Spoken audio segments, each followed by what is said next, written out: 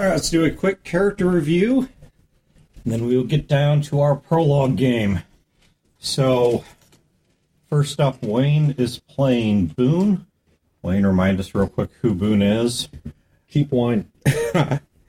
He's the engineer that got thrown into jail because he stole medicine and smuggled it to Dr. Poe in prison because somebody he cared about was needed it.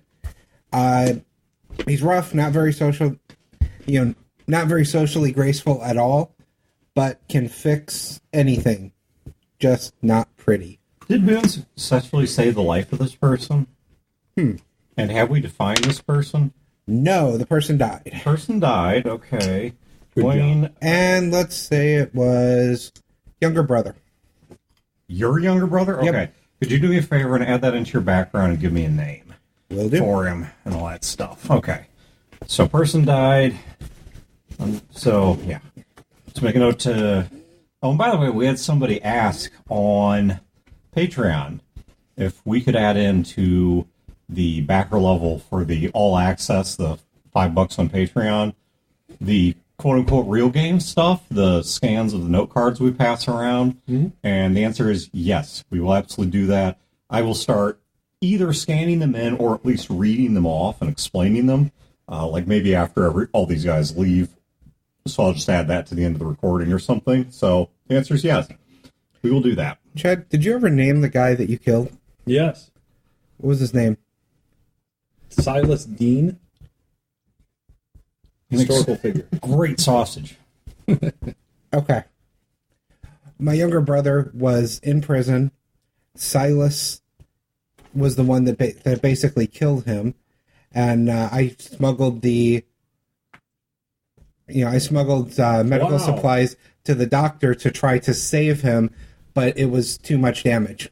Because I actually wrote the background that there was a kid involved in dying. Yeah, okay. Yeah. Well, and also, Chad, I have a question because your background ended on a incomplete thought. It's implied you killed Silas. Yes. That's what he's in prison for. Okay. I was going to say, because, it's strongly implied that because it said something about when you were thrown in prison, or when Silas was thrown in prison, you were there waiting for him.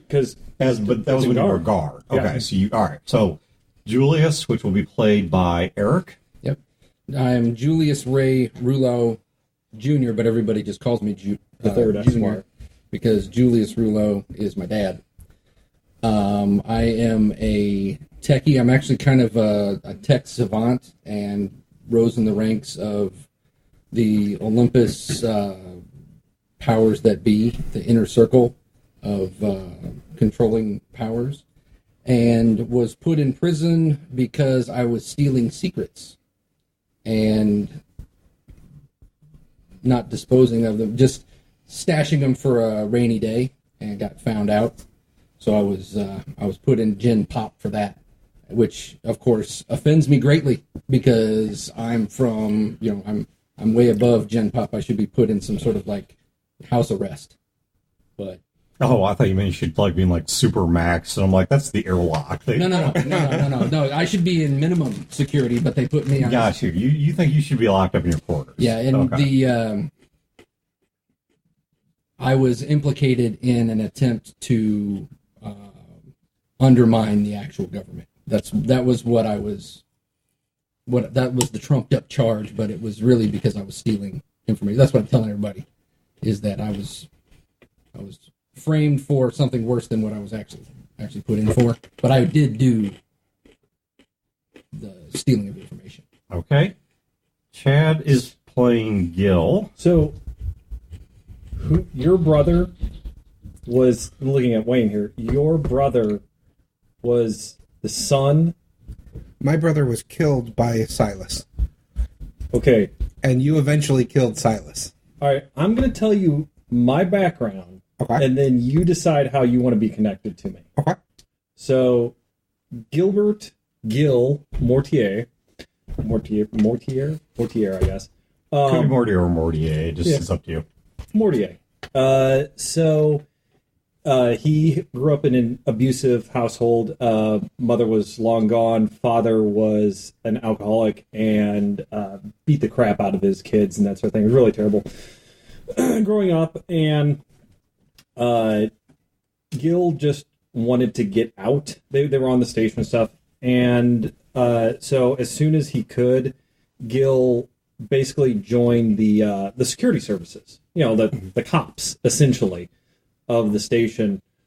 And he was pretty good at, but he wasn't like a skilled investigator or anything like that. He was a skullcracker. He was the heavy who beat people up who got out of line.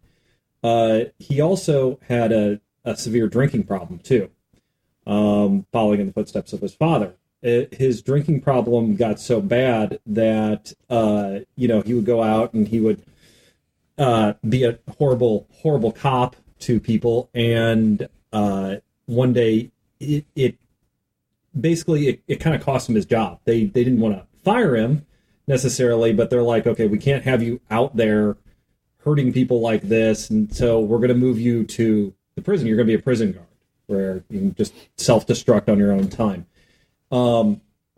In prison, he really honed his being an asshole sort of thing. He followed in the steps of his father.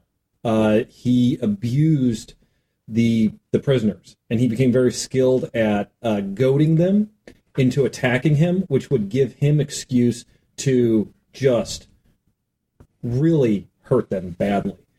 The problem, other than the fact that he was a complete asshole, the problem was that his drinking was getting worse and worse, and a couple of the prisoners were waiting for just the right time when he did that, and they jumped him, and he was too drunk to fight him off, and they put him in the hospital. A chaplain came by and basically was talking to him while he was recuperating in the hospital and convinced him to do two things. They convinced him to go back to church. He's a Catholic. And convinced him to... I'm going to put the word to the dog. Convinced him to join AA. And so he joined Alcoholics Anonymous.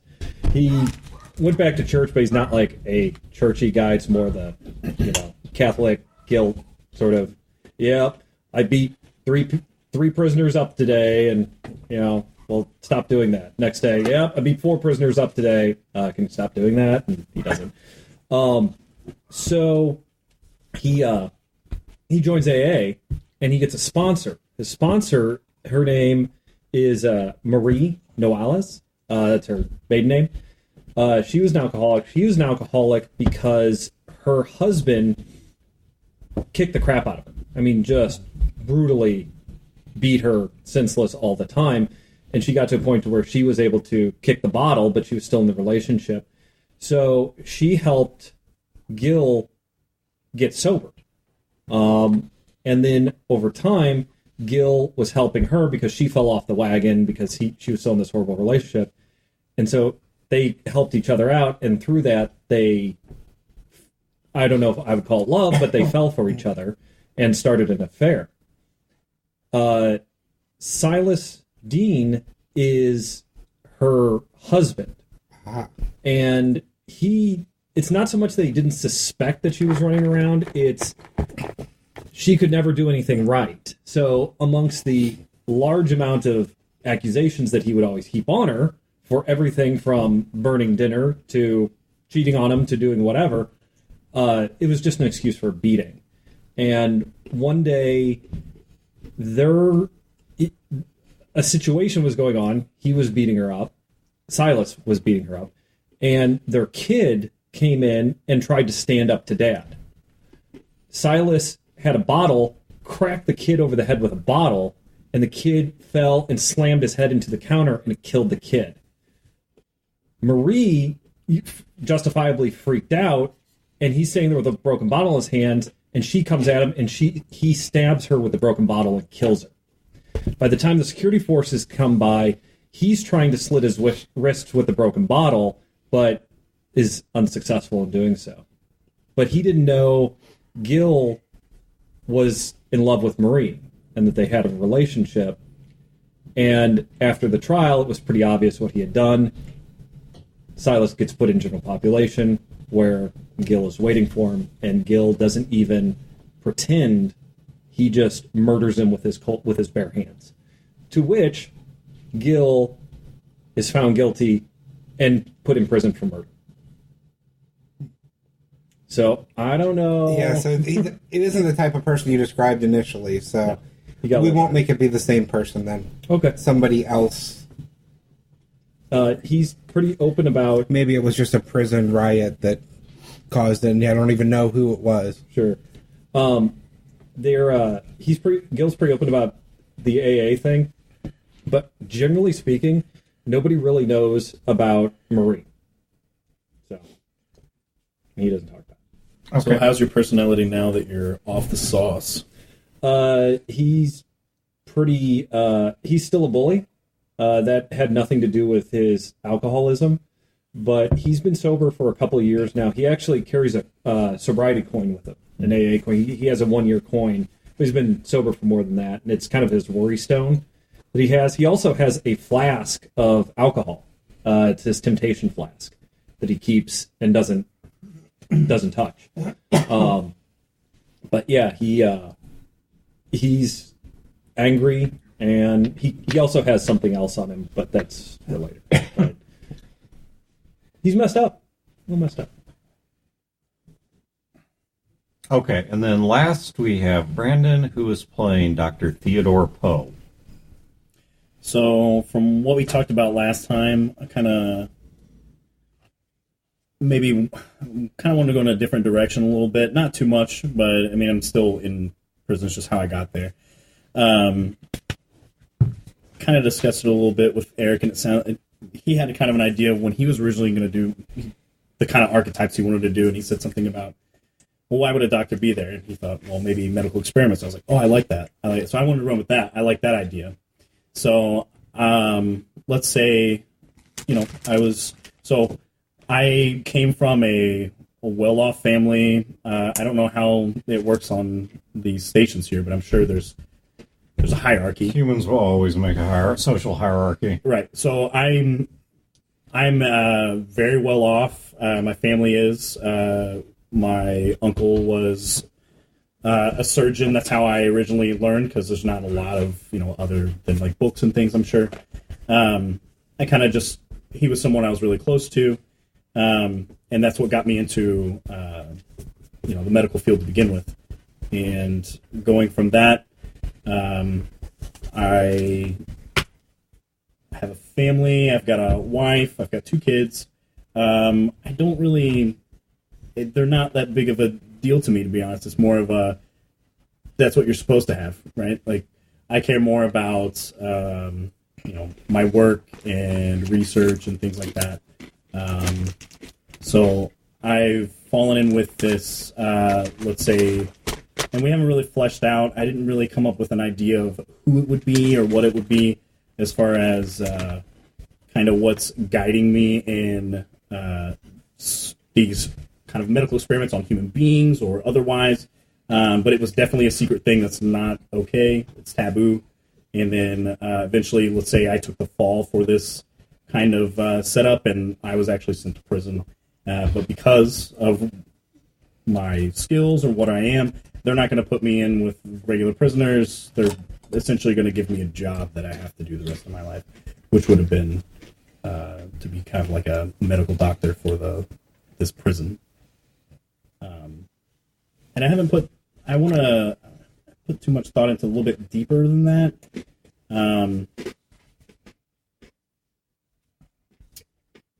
Since it was, because we just talked today about maybe having an unknown entity of it, but I don't really.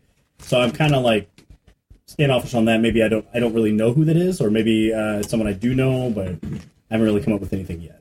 Okay. There was one little detail that I forgot to mention, is that Dr. Poe implanted my pacemaker, which I have in my chest. Right. I assume that was was that before? I would have been right before I was put in prison. Right. Yeah. And you would know that I don't have a heart condition, Right. but I had you implant this thing anyway.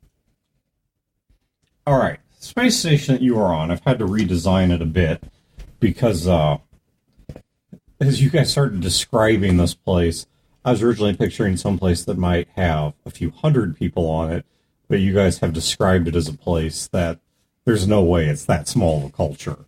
So it has to be bigger than I was originally intending, which is fine. But also, I'm trying to keep it someplace that if we assume only a modest boost in technology, that people could survive for a substantial period of time without relying on all kinds of generic unobtainium type sci-fi technologies. So the biggest hurdles are, of course, radiation being one of them, and that one I'm going to hand wave a bit and just say material sciences have come along far enough that they've got something that the station hall is lined with that's keeping you guys from dying from radiation exposure. The other being gravity. So the station that you are on is built around a central pylon. So there's a big cylindrical structure in the middle. And around that structure rotates 3 separate levels. There are 2 rings that are one at the top, one at the bottom, that are smaller. And then in the middle is a larger ring, which is what you guys are on. And these rings spin in opposing directions. So the 2 smaller rings spin counterclockwise, and the larger ring in the middle spins clockwise. And your station is not in a fixed orbit. So it's not in a geosynchronous orbit. What you know of the station, because you would know a fair amount, is that most of the primary living space is on the upper and lower rings. You guys being in the middle ring would be alongside of cargo, various labs, heavy equipment, so on and so forth. Where you are specifically is you're at the edge of one of the rings, and the way the floors are structured is your guys' feet are, perpendicular to that central column. So that, just the rotational force, is what's creating your artificial gravity. So when you guys walk, you are walking along the outside of that ring. All right, so if you guys can follow that. And your prison pods you are on the outermost layer of the space station, outer enough that you can sometimes even hear the ding of things like debris or little micrometeorites ringing off the hull. And your prison pods are 3 wide. They are relatively small. They're about 4 foot by about 8 foot. They consist of a bed, a stool with a very small desk, a toilet, and a sink. And because everything is built vertically, there's then a ladder that goes up to the area, and the guards normally walk over you. And so above you, there is a skylight that would allow the guards to look down on you. And if you want to go anywhere upward or toward the center of the ring, you're going to think of this in terms of always going upward, not walking because you can't walk centerward because of the fact that it's built perpendicularly to give the gravity. So you're going to have to walk upward. So you guys don't really have a good view of what's going on. The places that you are in do not have outside-looking ports. This is well enough after the nuclear war. You are well aware that happened. In fact, I believe by age this has happened before, or rather after any of you were born. So none of you, this is just the life you've always known. You have survived in this space station for as long as you've been alive. You have gotten supplies mostly from 2 places. One is from a deal that has been cut between the station administration and Jacksonville, and the other is from the moon, which seems to also be its own deal with Jacksonville. And that's where you guys have been getting enough supplies to stay operational. But moving those supplies is a costly procedure. And while you guys have been in prison long enough, you're not clear on the current politics. You do know from things that you overheard the guards talking about or rumors that got passed around within the limited gen pop, and we're still talking only maybe a few dozen people, we're not talking a huge number of people, that something was breaking down in those systems. So you don't know if it's maybe the station's just getting so old that they can't keep maintaining it. You don't know if Jacksonville's under some kind of its own economic or resource pressure, but that system of keeping the station functioning and supplied has been breaking down. And the first news that you guys got that it has totally broken down is when the lights went very dim and the rings stopped rotating. And you noticed the guards didn't do their patrols. You didn't hear anything out there. You could hear from other cells. Your cells, by the way, are layered along the outside of the ring 3 wide. So you have one of you on top, one in the middle, one on the bottom. So once again, keep in mind it's all built vertically. So from your perspective, it's as if you have a neighbor to the right and to the left, or if you're on the outside, then you have two neighbors to the left or two to the right. And you can hear people banging on their cells and occasionally yelling for guards or, yelling things like what gives or what the fuck. But nobody is responding. All you know is that the ring has stopped rotating, so you've gone to zero gravity. The lights have gone very dim. And the airflow that is coming through the vents is very, very weak. And you know that in your cells with the airflow that you're getting, it doesn't take a rocket scientist to figure out that you're not going to be able to survive there indefinitely. But you're locked in a prison that was meant to hold people. So there is no obvious escape. Now, there is plot to follow, but I think it would be unfair to not give you an opportunity. Is there anything any of you are going to attempt to do during this period? Take a really deep breath. I don't know what I'm going to get my next. I'm going to run out of air. You're going to hold it. Hold it. Yep, for like 5 hours. Great. Would I be kept in the same kind of cells as everybody else? Yes. Okay. Because I think there's only really like one kind of cell. And probably a drunk tank. Yeah, I mean, there might be some kind of a processing area, but that's not where you guys are. How are the doors locked? Is it a mechanical lock or an electrical lock? The answer is a magnetic lock specifically, but it has a mechanical failsafe. Okay. You don't know if the magnetic lock is working or not, but the mechanical failsafe, is definitely in place. The hinges in the lock are on the outside of the hatches, so you do not have any direct access to them.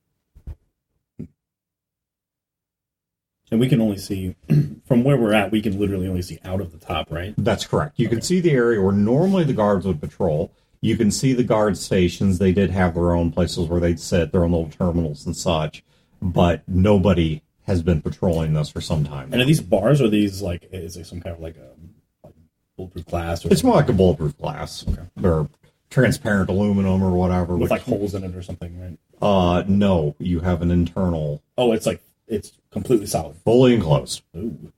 And are we sharing pods? Do we have individual pods? You have individual pods. Okay. Who's to the right of me and who's to the left of me? You know what? To the right of you is Wayne, and to the left of you is good old Teddy. I kick on Boone's wall, that side. Okay. It's pretty heavy metal, but you can still, he can make enough noise. What? I think it's time to go. Got an idea? No. What kind of lighting fixtures are in here? There is, most of your light actually comes from the area above. Mm-hmm. So, but you do have built into the ceiling, there is a lighting bar, not fluorescent, but there is a bar that would otherwise light up. And because that's what I was trying to think of. Is there anything I could do that would be useful that, like, normally we have gravity, now we don't. So now I can get to the ceiling pretty Correct. easily. Get access to things I wouldn't normally have been able to work with. That's why I was asking about the electricity, whether powered or not. Yeah, I think I'm gonna kind of float up to the ceiling and try to take apart the light, look for anything useful. Don't you have like a tinkering skill or something? My competency is I can fix that. Okay. Go ahead and give me, you said that's your competence. So Yeah. 3d6, pick the best two, So I forgot. plus your intelligence. In the prison, like at this moment, do we know each other or Yes. cool with each other? Yeah, Okay. you guys know each other. That is unbelievable. No, it's totally believable. 3 ones. I believe it. So 9. No, actually worse than that. Do you have a, No, it's his competency. that's his competence, not Oh, so he reliability. can't- Yeah. Do you have reliability that would save you? My reliability is brawling. Okay, great. So, Punch all the right. vacuum of space. So, roll a d6. Punch oxygen into my body. 6. What is your Here I was intelligence? hoarding it. I didn't know we could do that. 8. Okay, your roll is actually a total sum of 2, which is below even a passable success. You hear a noise that kind of sounds like some things being pulled on and cracked, and then a curse that is cut short. Shit. I walk over to Poe's side and I kick the wall. I'm like, Poe! I'm reading. Wayne, I floating. would give you a pity bullet if I had Upside down one. reading. I'm literally Only just I like would roll floating. 3 ones. You have literally, within the first few moments of the game, shocked yourself into unconsciousness. Hey, Poe! Boone killed himself. Hold on, I'm almost done with this chapter. Hold on. What do you mean he killed himself? I don't know. Well, because I probably wouldn't hear it because it's far enough away. He was only just close enough to hear. Yeah. I told him we got to get out of here. I was expecting him to do some Boone shit like he usually does. Apparently, I was right. What do you got going on in there? I'm floating. The dump I took earlier is floating out of the toilet as well. I'm not happy about this. Have you seen a guard or anything? Do you have any contraband? I don't know. No. Dan, I have. No, I don't. I have 2 pieces of contraband. I have my temptation flask, and I have another item. It's not a weapon or a bomb. Or Okay, it's a pure. Is it a weapon, a bomb, a If this were a lockpick? JRPG, it is an item in your inventory you can do nothing with. And it's there for plot. And then people would be Googling what this does, and the answer is nothing. Nothing. Yeah. It's an But you incredible can't acid delete that it, you you can't can- sell it. Right. Yeah. And it has weight and encumbrance, and Yeah. you can't move it out of your inventory. Yeah. So I have that thing. Okay. So I'm like, you got nothing. No. I walk over to Boone's wall. I kick it again. Boone! Wayne, just give me a straight 2d6 plus your body.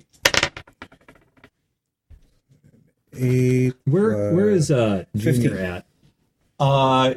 He is neighboring your, because we've worked out you're in the middle. His cell neighbors yours at the head of the cell. So, like, is it across from, like, a walkway? So I've got a wall, or there's the opening, and then there he is across. So think of it like airplane seats. All right, so you're in seat B. Yeah. Poe's in seat A. You're in seat B. Boone's in seat C. Julius is in seat B, so your seat next row ahead of you. So we don't share a wall? No, you do. Oh, we do. Oh, Yeah, on the other okay, side. gotcha. You share a wall vertically instead of horizontally.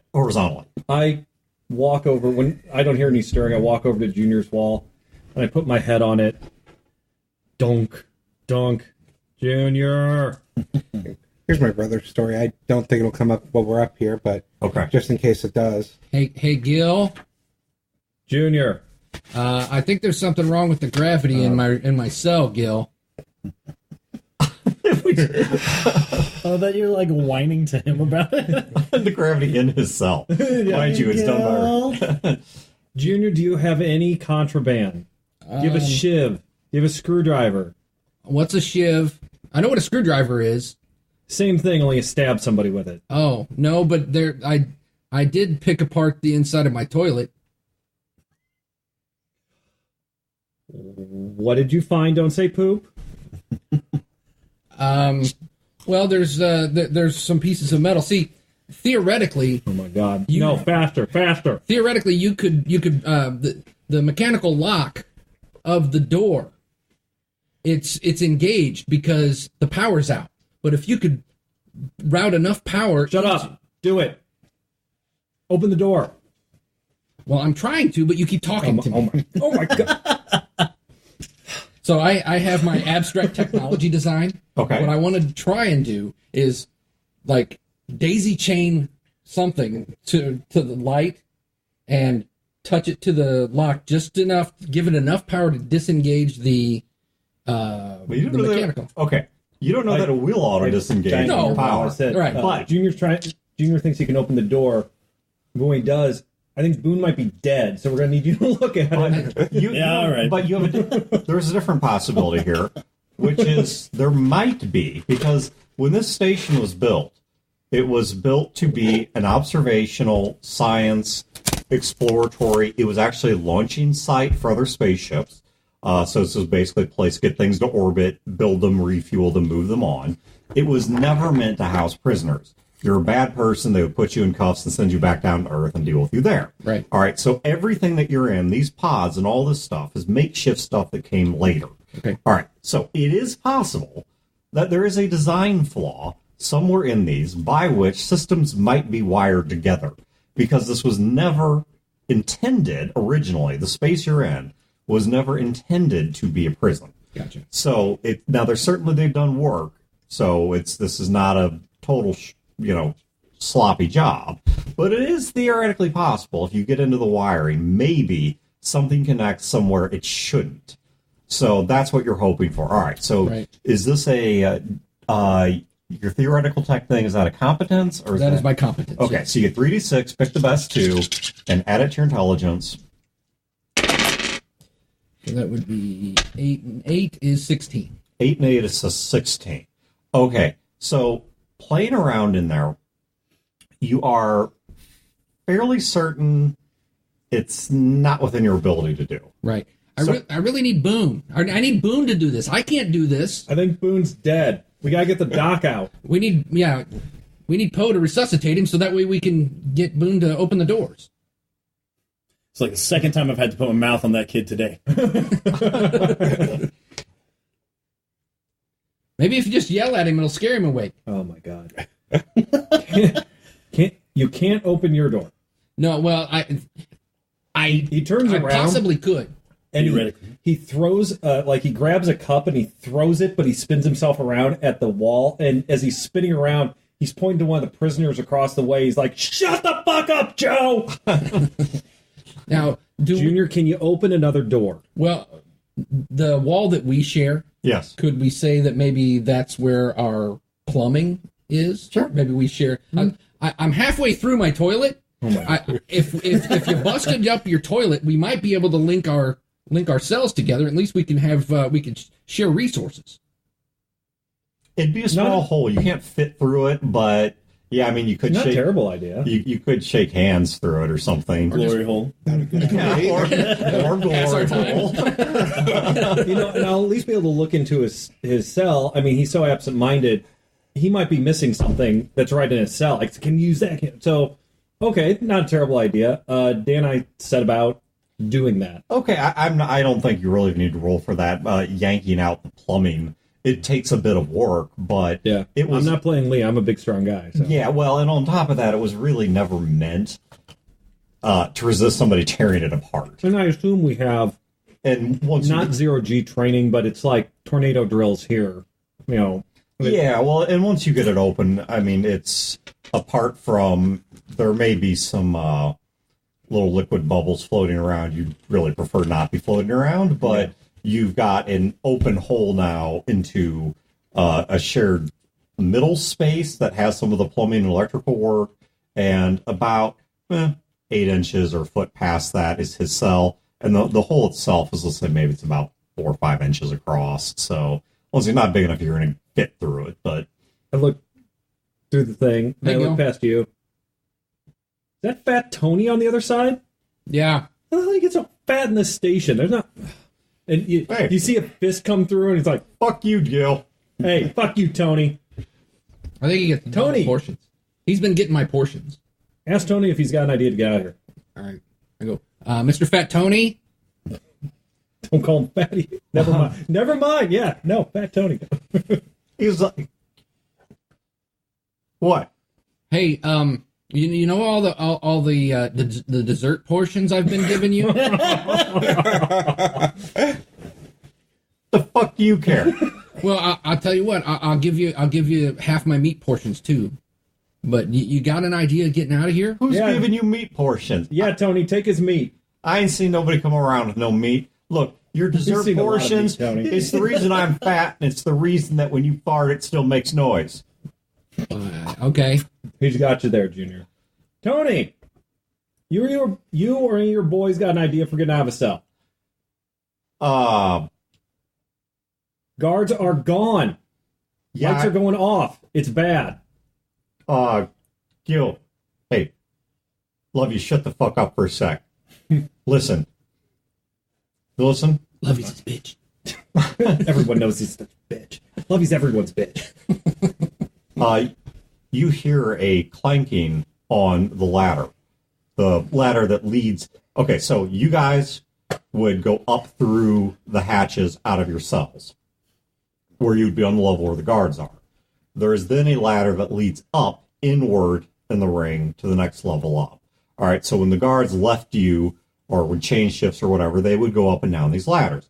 Now, you got pretty used to the noise of what it sounded like when the guards went up and down these ladders. So you know where those noises are. I mean, it's like living anywhere for that long. You memorize the noises. You hear a noise that is definitely somebody on the ladder, but it does not sound like the types of boots that the guards wore. Because with the guards, you might hear like the ringing of a wedding ring off one of the metal rungs or something like that. You might hear a little bit of kind of that dull foot clank that ladders make when you step on them. But this is far harsher than that. This sounds much more like metal on metal. I give Tony a look, like, kind of, instead of joking around or bullying each other, kind of like my face gets really serious, and I'm kind of like the get ready. And he pushes back from the edge of his cell, just floating there in the weightlessness. Actually, technically, in orbit, you're not weightless. You're actually just falling, but whatever. For anyone who really cares, yeah, I know you're not technically weightless in orbit. You're just falling. But the point being, though, that it looks like weightlessness, so he pushes back from the edge of it. And as you keep listening, now, Tony's got a little bit of better view than you do because of the fact that the flat station theory is not done real well. The station does definitely curve. Yeah. And so he has a view that you don't, just by virtue of being farther up. But we are on a turtle, right? Yeah, so absolutely. Absolutely. There's a turtle that hauls the station around.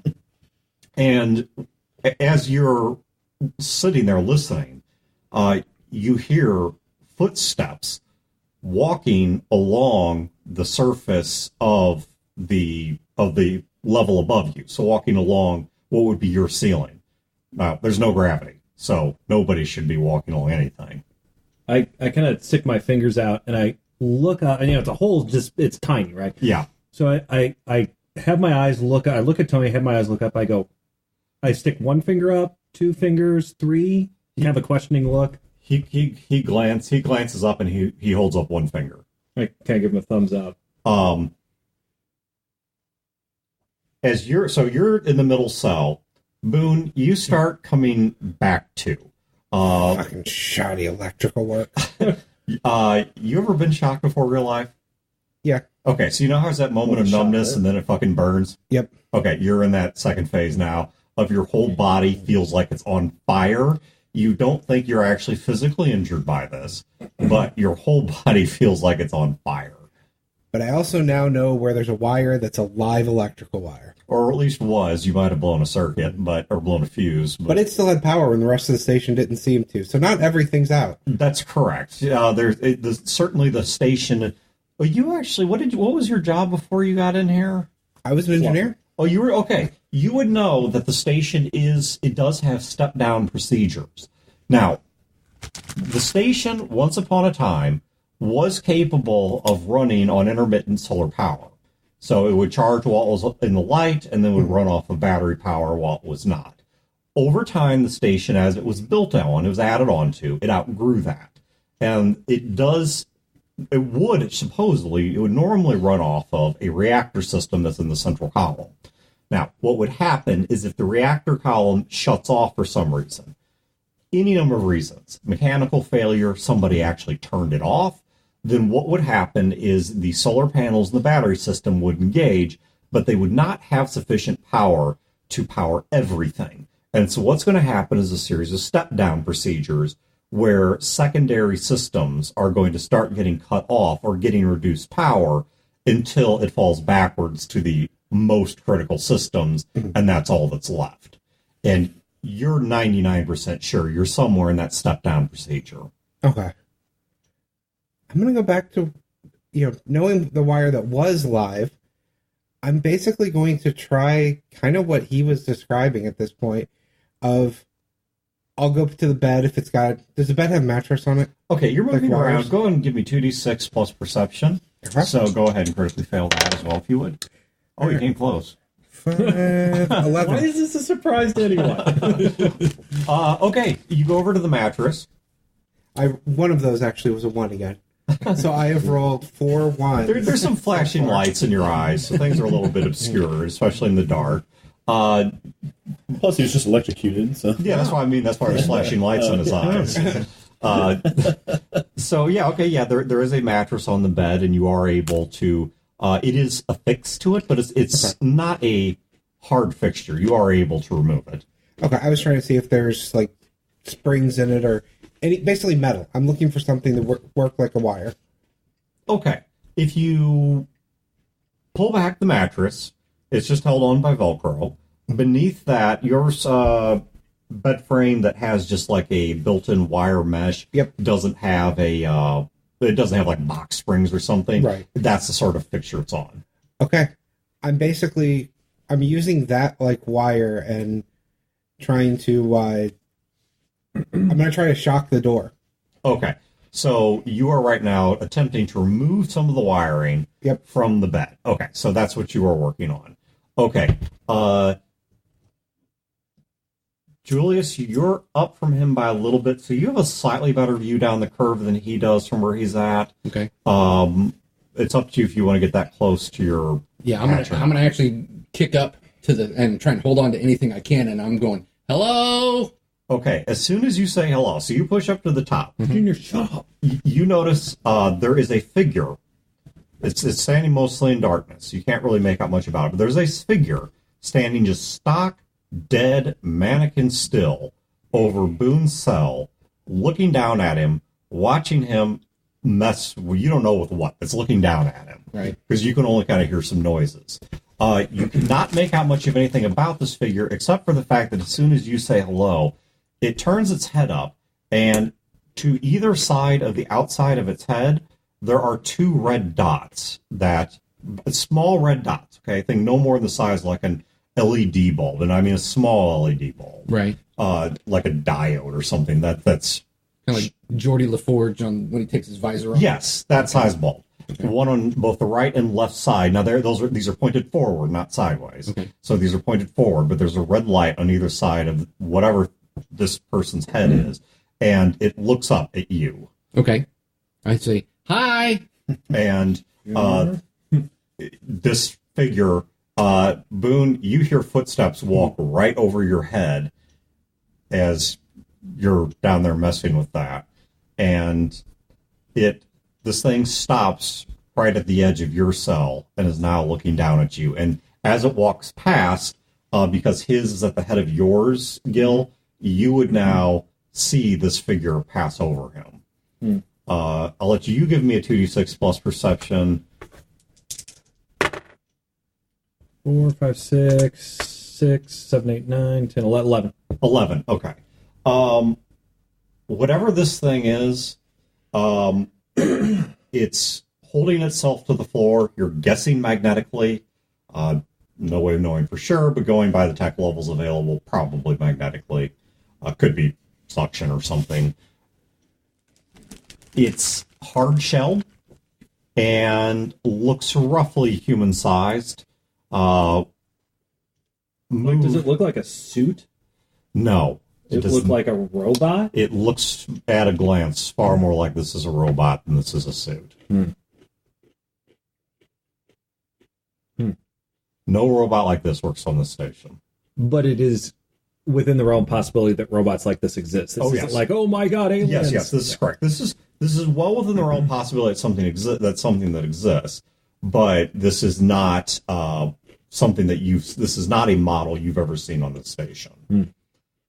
So, when you look up, you are looking at a black metal. So, or at least it appears black in the light. It may not actually be black, but appears black in the light. Lenses where eyes should be, and on the outer side of either lens is a red light, which now, as you look at it, you think is probably an infrared light, allowing this thing to see in the dark. Okay. And it is simply peering down at you. It's not moving, just holding stock still. You guys can now hear on the ladder scrambling again. This time, the rhythm of it is less precise. It does not sound like metal on metal. You think there's a person coming down behind this thing. Sound like frantic? Actually, yes, it does. It does sound strangely frantic. I hear sounds coming from Boone's cell. Yes. Gil, I assume Boone's dead now? No, I think he made it. Shockingly. I kick on your wall. Not as hard this time. I'm like, Boone! What's going on? Oh, he's alive. Can you open the doors? Think so. There is a robot out here. It's not something from the station. What do you mean it's not something from the station? What? Robot? Repeat what you just said, and that's all the information I have. So, if it's not from the station, where's it from? Doesn't matter. It's probably here to kill us. Let's open the door and get the fuck out. You hear a woman's voice up above you going, fuck, fuck, fuck, fuck. Why can't anything be simple? And you see a figure not clamped to the floor, simply pulling herself along by railings on the walls that are meant for events like this. So somebody pulling herself by railings along the walls and occasionally along the floor above your cells towards where the robot is. Once again, as she passes over, trying to get closer to the robot, she is most definitely human. You even catch a little bit of a glimpse of her kind of raggedy cut blonde hair that's hanging loose in the weightlessness, tied back at random in a few places. When I say at random, I mean like no organized, it's right. White person version of Coolio. And she passes over. She is wearing an EVA suit, but does not have the helmet on, and is just pulling herself along trying to get to the robot. And as she gets closer to the robot, it turns from looking at you and turns to her and says, I've counted 27 so far that are alive. I yell out to her, hey, sweetheart! She pulls herself back and she looks down, and upon locking eyes with you, just pounds her fist on the hatch and goes, damn it! Yeah, real fucking scary. Listen, you're having some problems.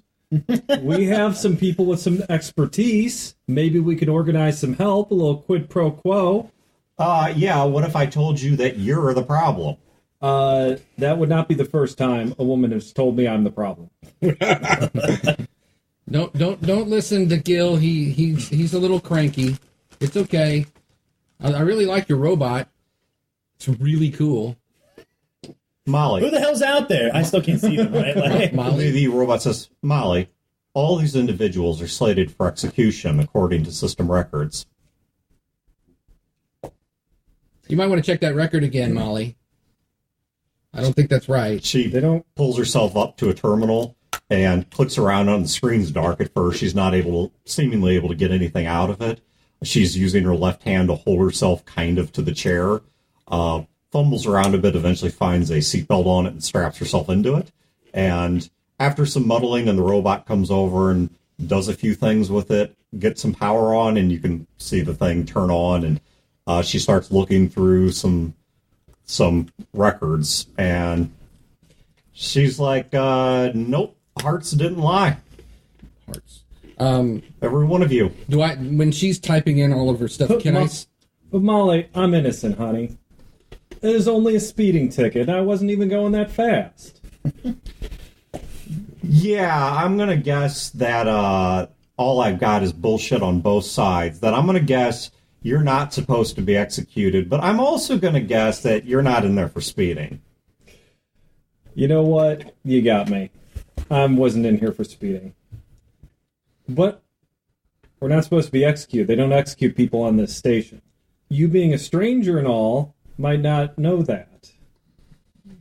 Based on just, can I see the screen that she's on? Yeah. Okay. Based on just what I'm seeing, do I know how she got access? Is she some sort of like based on just purely the data that I'm seeing? And interesting question. I will give you your skill bonus with the weird tech stuff. Okay. +N, so 3d6 best 2 +N.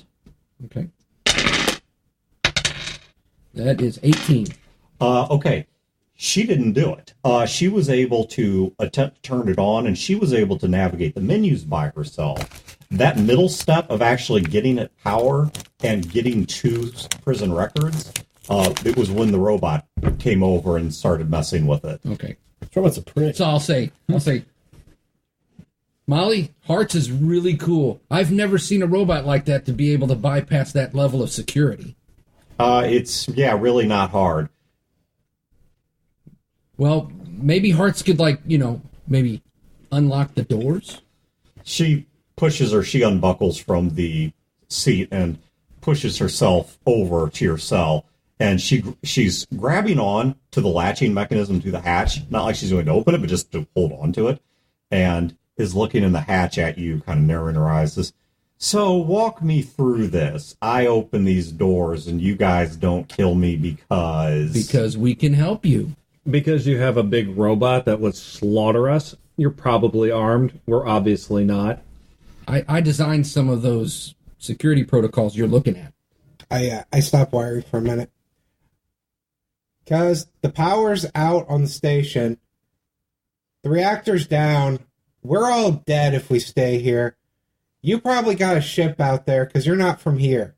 Oh, you got that? What? There's a woman. What? Why would we want to hurt you when you're our way Burst through the out? wall like a Kool-Aid man with a 5-foot That was my contraband. Kool-Aid man with a 5-foot boner. They question why you snuck it in, but that maybe needs to be the next forum rank. Next forum title is Kool-Aid man with 5-foot boner. right. Okay, so let me run you through a slightly different scenario. Let's say you get to the way out of here and realize, oh, gee, it only holds a small number of people because there wasn't supposed to be anybody on the station. And you think, well... Wait, why do you think there was not supposed to be anybody on the station? Because there wasn't supposed to be anybody on the station. Who the fuck told you that? Well, it's not exactly who told me that. It's who I got the information from. Okay, so I'm not exactly the most up and up myself. Look, here's how the plan works. Station gets evacuated, saw the lifeboats leave, caught all the transmission, radio chatter, blah, blah, blah. This place is going to be empty. Think to myself, Molly, you can make some money off this. Crash this thing into the surface of the moon, go out, harvest the parts. She's a loony. No, it's legit. That's legit. There's like theories behind all of this. Right? Crash this thing into the moon, less gravity, bounces down, not a whole lot of damage to the core systems. I pick it up. The whole station. Yeah. It would disintegrate. Not on the moon, man. Not on the moon. Great. Love the idea. There's a lot of money in this. Exactly. The materials alone, it doesn't matter if it disintegrates, the materials alone are worth enough to get me a visa, at least down to work the Caribbean. You know, beats the shit out of dying on the moon. Man, how did we miss everybody, like, evacuating? Well, I'm guessing they didn't tell you, and that's the part they didn't tell anybody. So all they did, in order to get past what's supposed to be the humanitarian protocols on the station, is they just went ahead and changed all of your sentences to death. Molly, what do we got to do to get out of these cells? We'll do whatever it takes. No, don't say that. Yeah, That's terrible no. negotiation. Oh, In a right. prison? Oh my I god. know, right? How long have you been here? She already holds all the cards, don't you, Mal? Well, I don't hold any cards, except for the fact that I can continue the plan and bounce you guys across the moon. Yeah, but we get blood all over your nice station. And guts and brains Okay. and poop. And, yeah, and I may not be... I mean, look at Fat Tony over there. That's a lot of blood and fat to get everywhere. Hey, fuck you. I'm working here! With no basis to have the exit. Molly, forget about it. Forget about it. His name's Tony. He's got to have the accent. That's how we talk on the moon.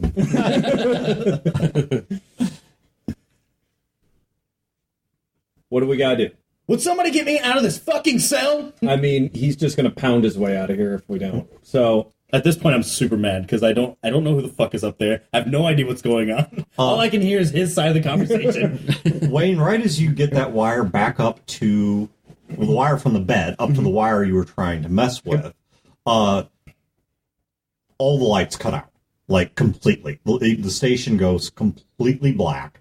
You hear the air fans stop, and a few moments later, emergency lighting kicks in, and there is no more fans on the air. It should not have happened that quickly. wait a minute. You know it should not have happened that quickly.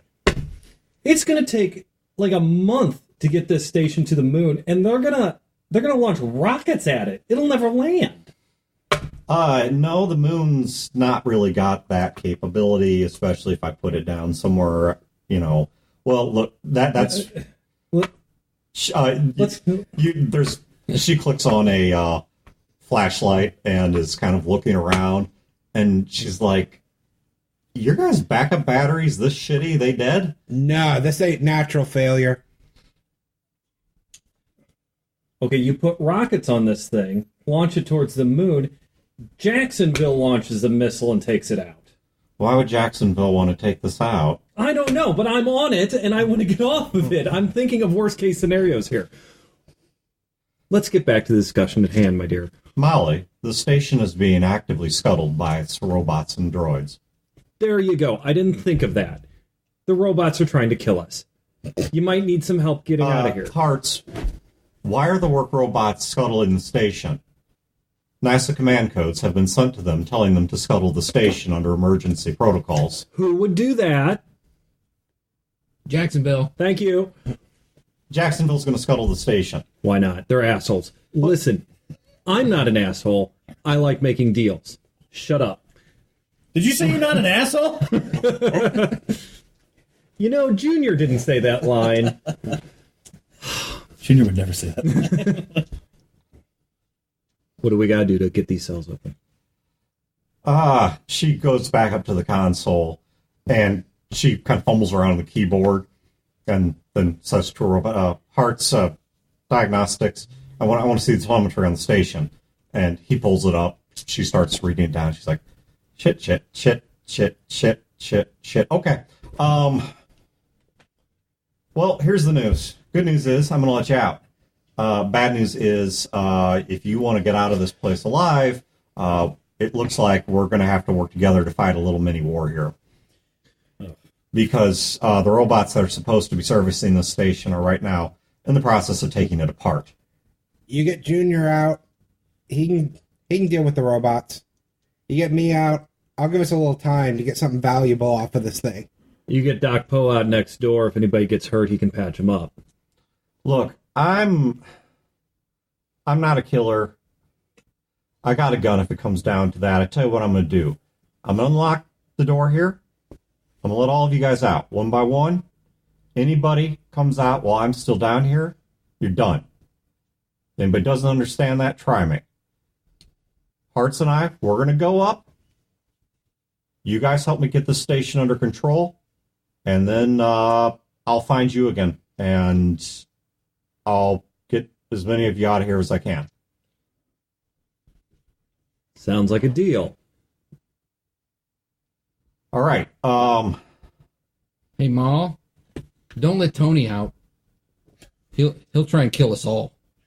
Are you fucking kidding me right now? I'm gonna fucking Dessert rations, Tony. When I get the fuck out of here, I'm Just desserts. Yeah. I'm going, dude. I'm gonna fuck you with your own mother when I get out of here. She's a large lady. I don't know if you appreciate that. Death by snoo. So she shines her flashlight down at you, and she's like, would you get back with that wire? I float back. Okay. She takes the manual release and tugs it, and she opens it just a tiny bit. She's like, don't push it. I'll wait. So she starts moving one cell to the next, popping the physical locks. Does anyone do anything? No. Okay. She then goes back to the ladder, watching behind her rather frightfully, frequently and paranoidly, eyes darting about, keeps looking over her shoulder, watching everything with the flashlight, and goes back up the ladder. She's like, hearts, hearts! And then her robot walks across the floor and then follows up behind her. All right, but are we at a point where we can walk out of our cells? Yes, now? yeah, your doors are open. Okay, so I walk out. Is that console still powered, or once Hearts walked away, it was no longer powered? It is still powered. I'm going to go directly to that. I go up to Boone. I'm like, did you catch all that? Yep. So, and I'm saying this to where she can't hear this. Oh, she's gone. Okay, I motion Poe over. And you. Unless you guys scream. Yeah. Boone, how you doing? I heard you hurt yourself. Guys, I'll be fine. we have to find her. All of the lifeboats are probably gone. You need to hit that computer console, see if any are left. Okay. If there aren't, we have to go get her. She's got a ship. Right. We need to get those robots stopped. Screw the robots. It's either the nearest lifeboat, we fight through the robots. I can't believe I just said that. If there's no lifeboats, we have to get her and get her ship. Dan, would the robots fight if they're scuttling it? You don't know. You've never seen them be told to scuttle the station before. Okay. This is Fair new enough. territory. Could I put in the system that Hearts is part of the station, and so the robots would go after Hearts? You can try. You would first have to convince the robot that Hearts is not only part of the station, but Hearts is a critical structure of the station. Okay. All right. And then do I need to roll anything to determine if there are any more lifeboats, or can that... Okay, so let's start from the top down. So let's first of all start with your basic understanding of what is going on at the systems level on the station. Okay. All right, so you have your technology thing, so I'll give you that on the computer. So 3d6. Okay. Pick the best two plus intelligence. Now, this is just for you to understand what is going on. That is 8 and 8, 16. Okay, so all you needed on that was just a 12 to get us an understanding of it. The robots right now are working in a mode where they're not taking orders anymore from the central system. In fact, they are actually taking orders from somewhere else. Some of this, you're guessing, might be hard-coded or built into their general understanding of how the system works, or how the station works. Mm-hmm. But the order packet, as it is signed, came directly from NASA. Okay. All right, I say, Gil, we got a problem. They're not going to do anything but what the last thing they were told unless we switch their orders, and I could only do that if I could spoof a signal from NASA. What's the situation on the lifeboats? Okay, looking at the lifeboats. I'm keeping an eye out. By the way, I'm sure Poe is tending to Boone. Boone's trying to figure out some tech stuff to get some systems going. He's trying to do that. I'm keeping an eye out on the other prisoners. If any of them even come within 5 feet of us, I'm like, nope, turn around. Okay. They are coming out. For some of them want to die any more than you do. How many are in this room? All total 27. 27. But if you kind of shake them off,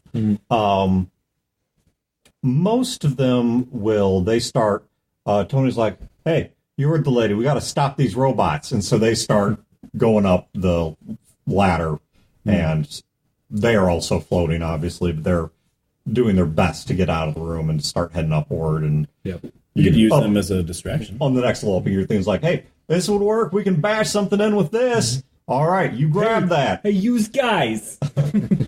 Go get that pipe and beat in that robot jerk. When you asked about the lifeboats, I think, and can you see where she's docked at? I'm on it. All right. There are currently, the lifeboats are gone. Is there a guard station? Yeah, that's what you're at. Are there any weapons? Uh, Armor? I mean, we're talking about fighting robots here. I'm taking anything we can. okay. So at the guard station itself, you know, because you were a guard, where the arms locker is. It would be locked. The question is, can you find somebody's ID card to get into it? And there's really nothing governing this but pure dumb luck. Okay. So just give me a straight 2d6 and just tell me how high you roll. 4, 5, 6, 7. Okay, so you rolled an average. Okay, you are able to find a card. You are able to get into a weapons locker. Most of it has been picked over. Okay. But you are able to get out of it a couple batons. All right. So you're able to get a pair of batons out of it. Boom. Toss him one. Dig it. And you are also able to get out of it a higher end. So think this has similar shooting power, similar force to an actual firearm, but it's actually a pneumatic gun. So you think you could pretty seriously hurt somebody with this. Maybe even, because they're not made for combat, do some pretty good damage to one of these robots. Because these robots you are familiar with. You've seen the maintenance robots. They're not combat killing machines. These are not combat killing machines. The only thing that makes them dangerous right now is what they're doing. They are not massively armored. Yes, they are generally strong, but they're not built for killing. So that's just not what you're dealing with. In fact, many of them aren't even humanoid. Many of them are just built for the purpose they do. They go around on treads or are built into grooves on the walls or things like that. It's not like you're dealing with some Cylon uprising here. Hey, Boone. Yeah.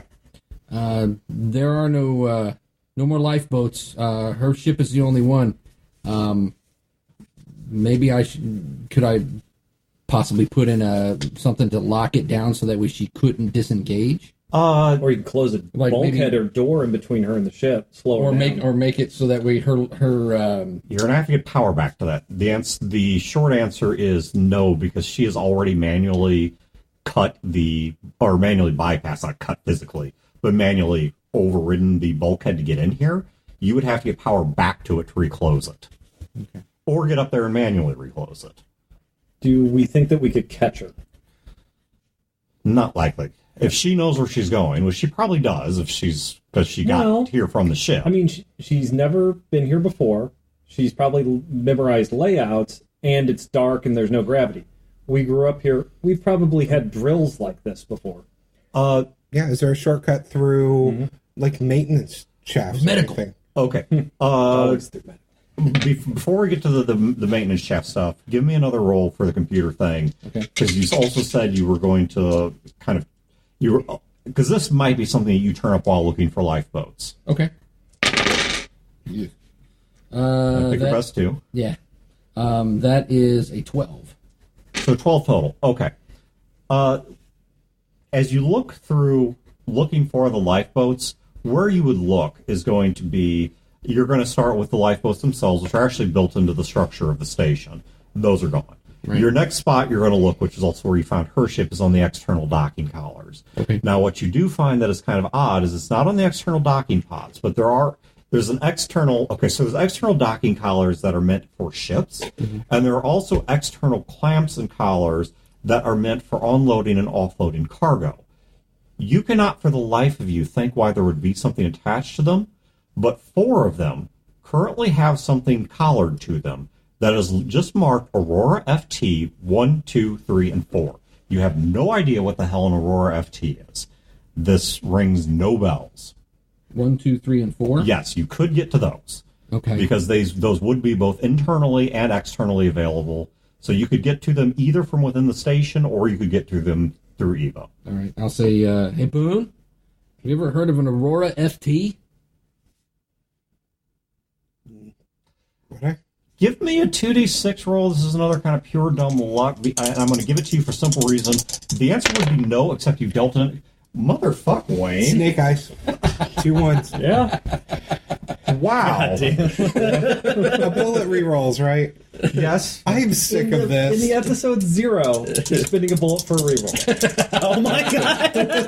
Excellent. I have The rolled game 6 has ones. Technically not started. He is literally I don't, The credits are still rolling. I don't mind failure, but I've rolled 6 ones. I've had enough. You can't mind failure. There we go. 11. Okay. You know, and you dug this up, this is supposed to be buried information, and you don't know why. Right. You're not sure why this would be buried information. Because this station was originally, before it became so broadly inhabited, it was first built as simply a jumping off point for other efforts. Okay, so for example, even some of the Moon Colony and the Mars Colony and such got their starts through here. Right. So the idea that some project like that would be done here, it's not even controversial. So you don't know why this was buried. But once upon a time, and this goes back a couple of decades, there was a ship that was being partially slipped here. And it was an unusually large ship called the Aurora. And it was some kind of a deeper exploratory vessel. Details on it highly classified and ended up getting mostly scrubbed from the system. You found passing reference to it. In none of your time here has there been anything related to the Aurora actually on the station. So since you have been of working age, I'm guessing your character's relatively young?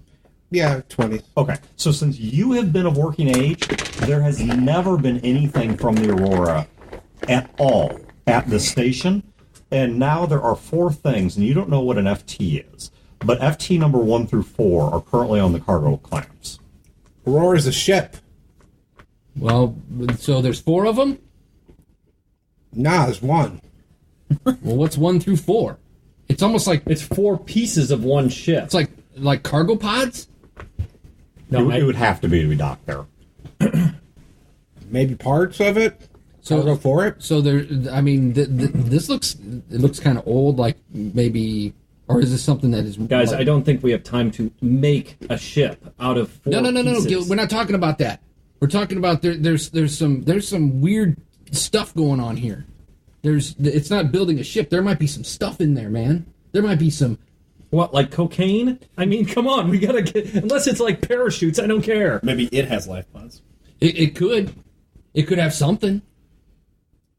Curious what it is. It's something buried. I'm very much not curious at this moment. We could I'll totally be curious detach later. all 4 of them. She could scuttle this thing, and we could just keep this stuff. But we'll be dead. No. How close is it to her ship? They're not. Her ship is actually docked to the central pillar. These things are clamped along the outside of the same ring that you are on, not by you, but you. So you would have to go across the ring away. Okay. And cargo pods are... Is it possible for cargo pods to land? So, like, do they have parachutes built onto them? Could. It would depend on the pod. It is possible. Okay. Put the mystery aside for a moment. Can those pods safely get us off the station and down to the armpit we call Earth? Maybe. Depends what model pods they are. Give me an over-under on the maybe. Are we talking like we're 75% sure, 90% sure, or are we like 10% sure? What do I think? You didn't normally deal with this. What do you want Gil to think? Yeah. That's what I was about to say. If I don't have a real answer, about 80. 80 sounds good to me. It's better than staying on this rust bucket. Am I right? Yeah. Well, we're not going to catch her. She's too far away. Let's get to these things. Yeah. There could be anything on this thing. Yeah, like a way off. Right. Or we could just ride these things down. Unless they're just boxes. Molly's pulling herself head first back down the ladder. Hey, Ma. Because she's going forward, which in this case is head first. Oh, it's my favorite girl. Plans might just change. What's up? I just let you out of a cell when I could have left you in there, and now I'm suddenly your favorite person. Yeah, I know. Funny how that works. Yeah, okay. So I'm going to guess you were charged with capital asshole. Is there anybody here It was who's... terminal asshole. Terminal asshole. It was It's usually terminal asshole. Fine. Wait, we don't go capital asshole because we don't kill people on the station. Who got locked up for being too nice? Oh, that was me. Everybody wants a junior. We're like, it doesn't say that it is. Bigger problem. Yeah? So they've cut a lot of the systems to this thing already. Yeah?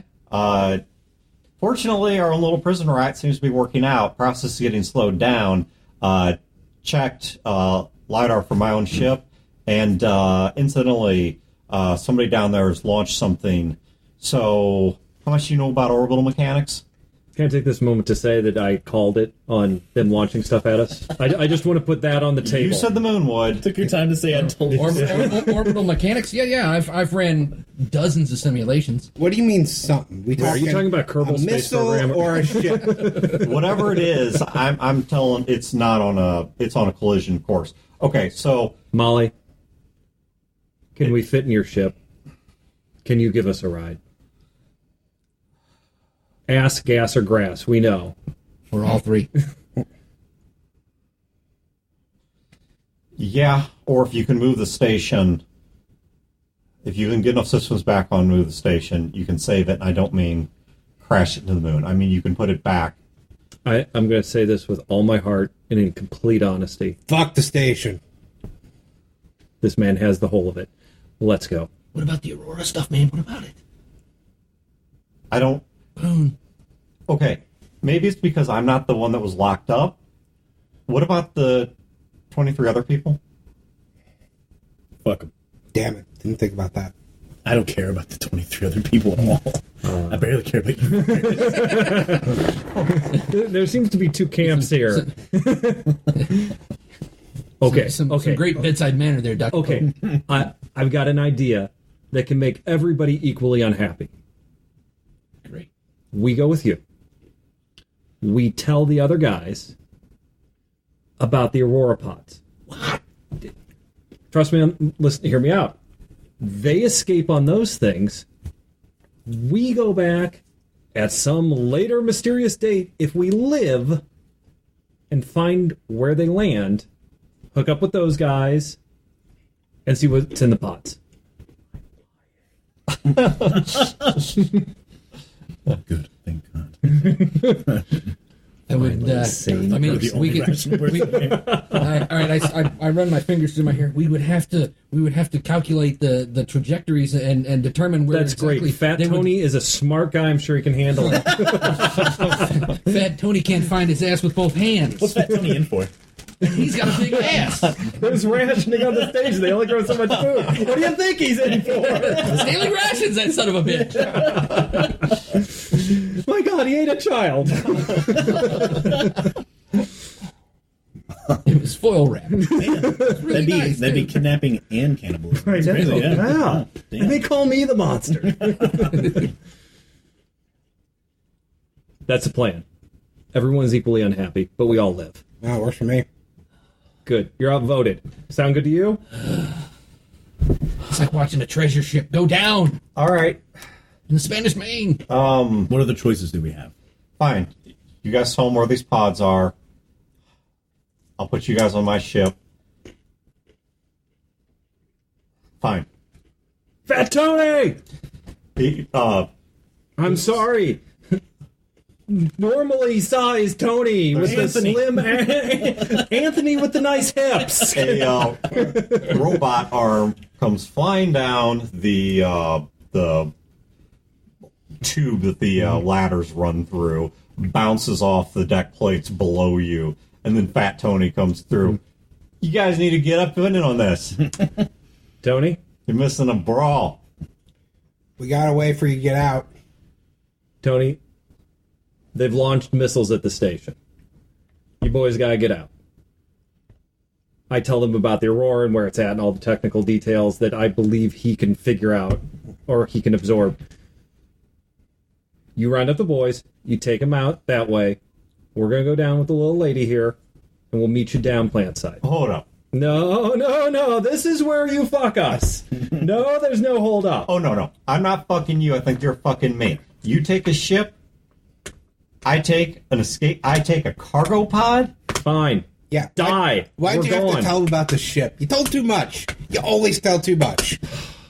When you're right, you're right. Boys, I think we got a disagreement here. Tony, do you really want to go down this path? Do you remember what happened last time? Anthony.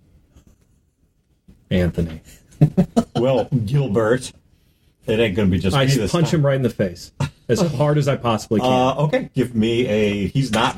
This is a simply... You know what? You really can't miss him. He's not expecting it, so we're really not even going to deal with that. We're just going to go straight to damage. What is your strength? 8. Body, right? Yeah. Your body is an 8. So give me a d6. My reliability is literally cracking heads. Oh, yeah, well, you're not rolling. Oh, okay. All you got to do is roll 1d6. 1d6? 1d6 is just your damage. I had to reroll that. That was just into the crack. It was a 1, but it was in the crack. I'll let you reroll it. We'll call it a cocktail. I'll let you reroll it. 4. Okay, so 4. You punch him in the face. You're 99% sure broke his nose. There's definitely blood coming from his face. Floating. And yeah, because it's weightless, he didn't have that strong of a grip. And so you send his fat ass floating back upward whence he came. Spraying blood. Is that the only way out from where we're at? It's up that too. We have to climb through his floating fucking blood. Ew. So I call up after him to the boys. I pick up that robot arm. I'm like, holy shit, a robot got Tony! And I throw the arm up, too. We need to leave now. See, that's why I'm asking, is that the only way out? Because they're all up there. Yeah. If there's another way, we should go the other way. There down the other end of the cell block, there is another ladder like that one. So the answer is yes, and surprisingly, they believed you. Well, yeah. You rolled my dice, that's why. Yeah. No, I actually rolled higher was better for you guys. Ah. I actually rolled pretty well. I look at I took Will Wayne's only good roll out of those guys. Right, yeah. I look at Molly, I'm like, time to go. Any objections? Fine, I can't kill somebody. I mean, I could, but... Yeah, I could, I have. Let's go. She backs up she turns around and grabs back onto the ladder, kind of tries her best to navigate the blood and past Tony. And she's like, and once she gets up there, I'll assume you guys follow. Yeah. Yep. Okay. Who has the 2 batons and who has the Wayne has a air baton, gun? I have a baton, I have the air gun. Okay. And you see several of the other prisoners coming back with all kinds of random crap that they picked up from around the station. Is Tony unconscious? Yeah, at that Okay. damage, I'm going to put him unconscious. I look at them. At least dazed enough that he's not saying anything meaningful. I look at the guys coming down. They fire missiles at us. There's some cargo pods. They're the only way out. Escape pods, man. Call them escape pods. That's what they'll go for. Like, I tell them where they're at on the station. Okay. I completely leave any mention of a ship out of the conversation. This is the only way out. Those Don't worry, pods. guys. We'll hold them off Right. while you escape. And I'll lean over Tony as he's like languishing there, and I'll go, nighty night, meatball. As Molly gets up there, she's got a little bit of a lead on you, and she goes, Hearts, speed it up, and Hearts grabs her by the back of the suit and is walking her I grab her ankle. Okay, you're going to pull along. Yep. Chain. Yep. Yeah, I mean, it's... Yeah. I mean, as silly as it sounds, I this grab is his kind ankle. of zero-G Yeah, and... thing, It's Yeah, and you're not stressing hard. So you get a little bit of a... so you make it up and around the station. You guys go past hallways that are... The lights are flickering and she's on not and wearing off. one of those sexy 50s spacesuits where it's just a mini skirt and a big bubble, right? No. Well, the spacesuits that I picture in Skies of Glass are much closer to what they were in like 2001, where it's less heavy and more mobile than a modern day astronaut suit. But no, these are not tight. These are not form-fitting. Right. It's much They're more practical. They're utilitarian. Yeah, it's practical. It's utilitarian. It's something like that. And not like what we had in Space Camp. no, goodness. She's not that wealthy. Right. She's just a scavenger. So I assume there would be spacesuits near the lock. Yeah, once you guys get close to the docking collar, you guys do find, as you get to the docking collar, there is an airlock that would cycle through the docking collar, which has been manually overridden and is currently open. But there are lockers that you would know to have spacesuits in them, and the emergency lighting here is significantly brighter than it is elsewhere in the station, because this is meant to be an evacuation point. All right. I'm going to grab a suit. Okay. I'm not going to take the time to put it on right now because we're getting ready to get off the ship, and that would probably take a little bit. Okay. But I want to have one. What's like on our path? Is it just like a straight? Yeah, you guys know it's not a straight line at all, because you guys actually have to go through a little bit of an ordeal to get to this thing, because you first have to get past all the things that are located along the inner ring, and then you actually have to traverse one of the spokes of the ring until you reach the point where you're at the middle column. And at the central column, there is then a series of interlocking mechanical systems that I worked out in my head, but I don't think would translate well to an audio podcast, that are used to basically get you guys rotating correctly to actually make the transition to the inner column. And from there, you then move through a series of utility areas to the main docking area. Because you guys are not exactly going through the standard route, which is one that Hearts seems to be picking quite intentionally. You're guessing there might be problems or robots or holes in the hull or who knows what between on the other routes. But you pass some regular crew quarters, the non-prison types. You pass a couple of labs. You do pass a med bay where you are able to stop off and hurriedly grab some supplies. Grab some random stuff. Including some random pills that you did not sufficiently sort through. Yes. So, you guys along the way are able, you have to keep moving pretty quickly. Because it is a time intensive procedure to navigate this station. Yeah. Because it's not small and there's a lot of stuff to work through, and there are a couple places where you guys pass robots that are rather hurriedly working on rather dastardly things, and as you pass them, Hearts comments random things very, very emotionlessly, like, Molly, this hull will not fail for another 35 seconds. We should be in and out before the airlocks close. And it just keeps on walking. Yeah. As you get a better look at him, Hearts appears to be in pretty good shape. There's been some work done on him, a little bit of patchwork. His body is actually kind of has the color of like copper or maybe like tarnished brass. Just looked black in the lighting before. Humanoid in design. Definitely too thin in appearance to have been a person in a spacesuit. If not for the perfect lines and which no human has, lack of curvature for musculature and such, might have even passed for human in the dark. But moves too perfectly, shaped too perfectly to be human. And also there's no real attempt to make this thing look human. Like it doesn't have fake skin or a face or something. Molly, Hearts is the best. Literally the best thing I've ever seen. I like to think so. We've been through a lot together, haven't we, Hearts?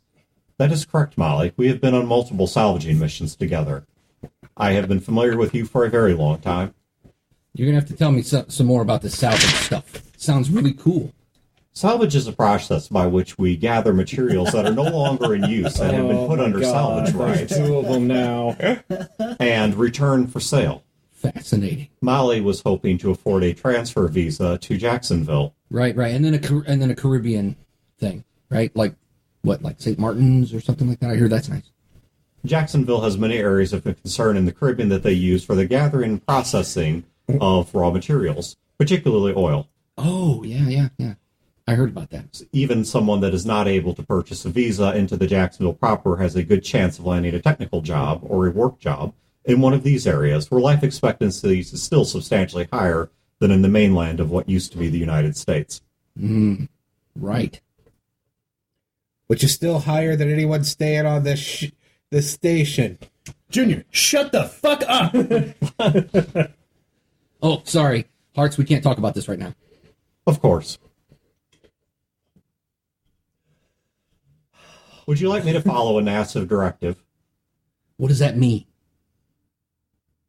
That was a joke. That would mean I would begin dismantling the station and attempt to kill you. Oh, wow. Molly, he tells jokes too? Sort of. You have to have kind of a dark sense of humor. This is awful. This is terrible. I'm still working on it. And I'm the guilty one. Okay. When you get to her ship, you go through the docking collar into her ship. Not in great shape. This is not you're not even sure what you would expect out of some cutting edge ship because, well, they're not really building them anymore. Right. At least not up here.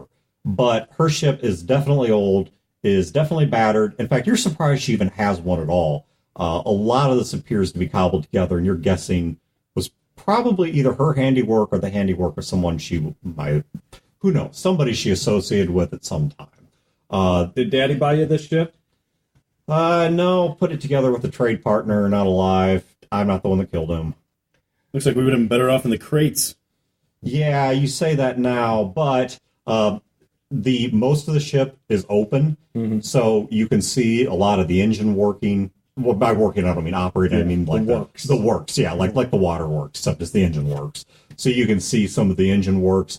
There's cargo that is tethered down. You're not sure what's in all of it.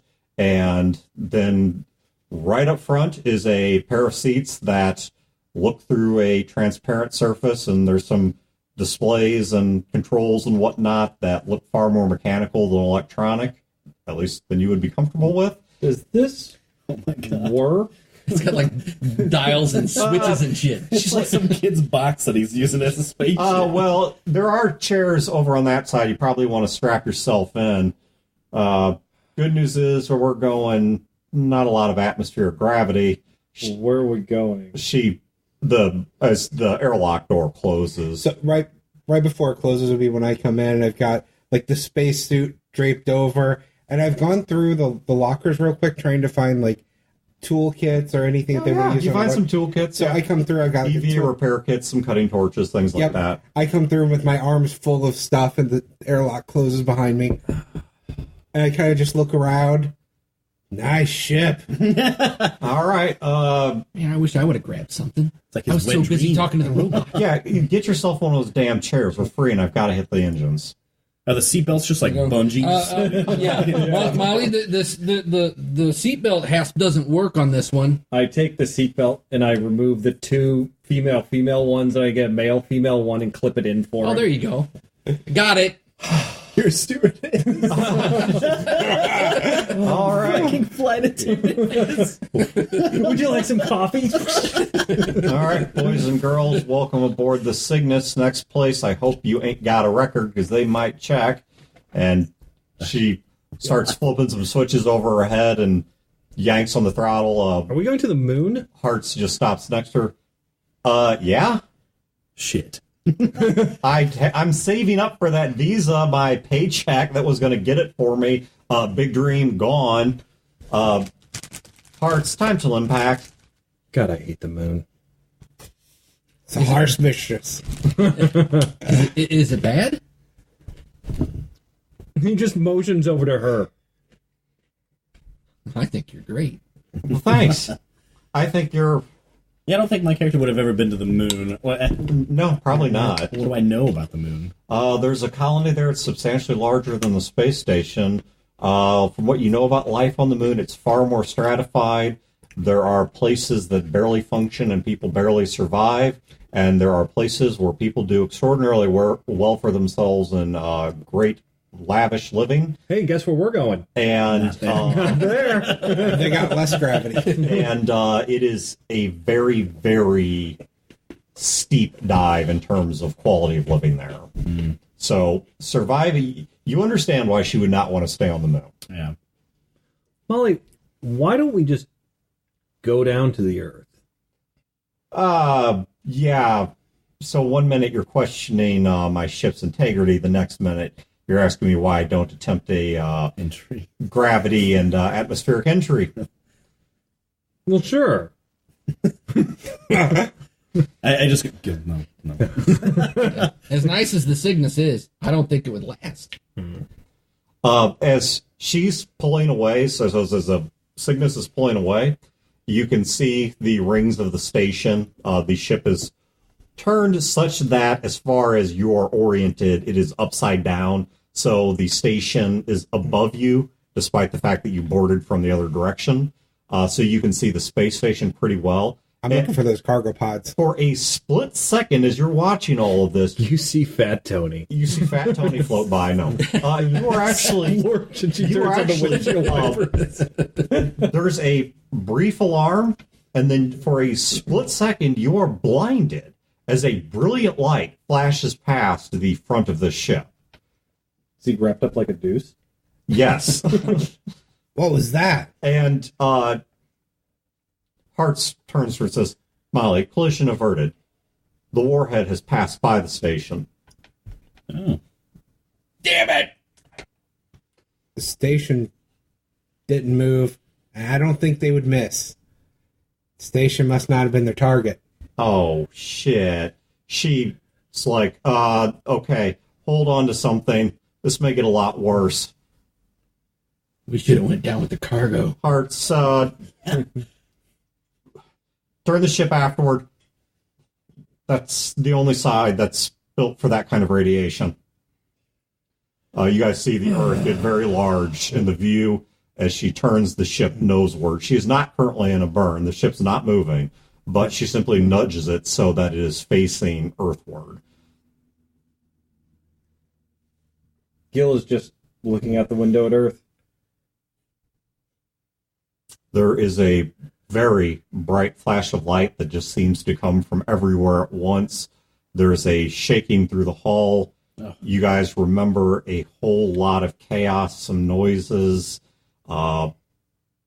Most of what happened from there and through the next several minutes is lost in a blur of motion. Your head's getting slammed around,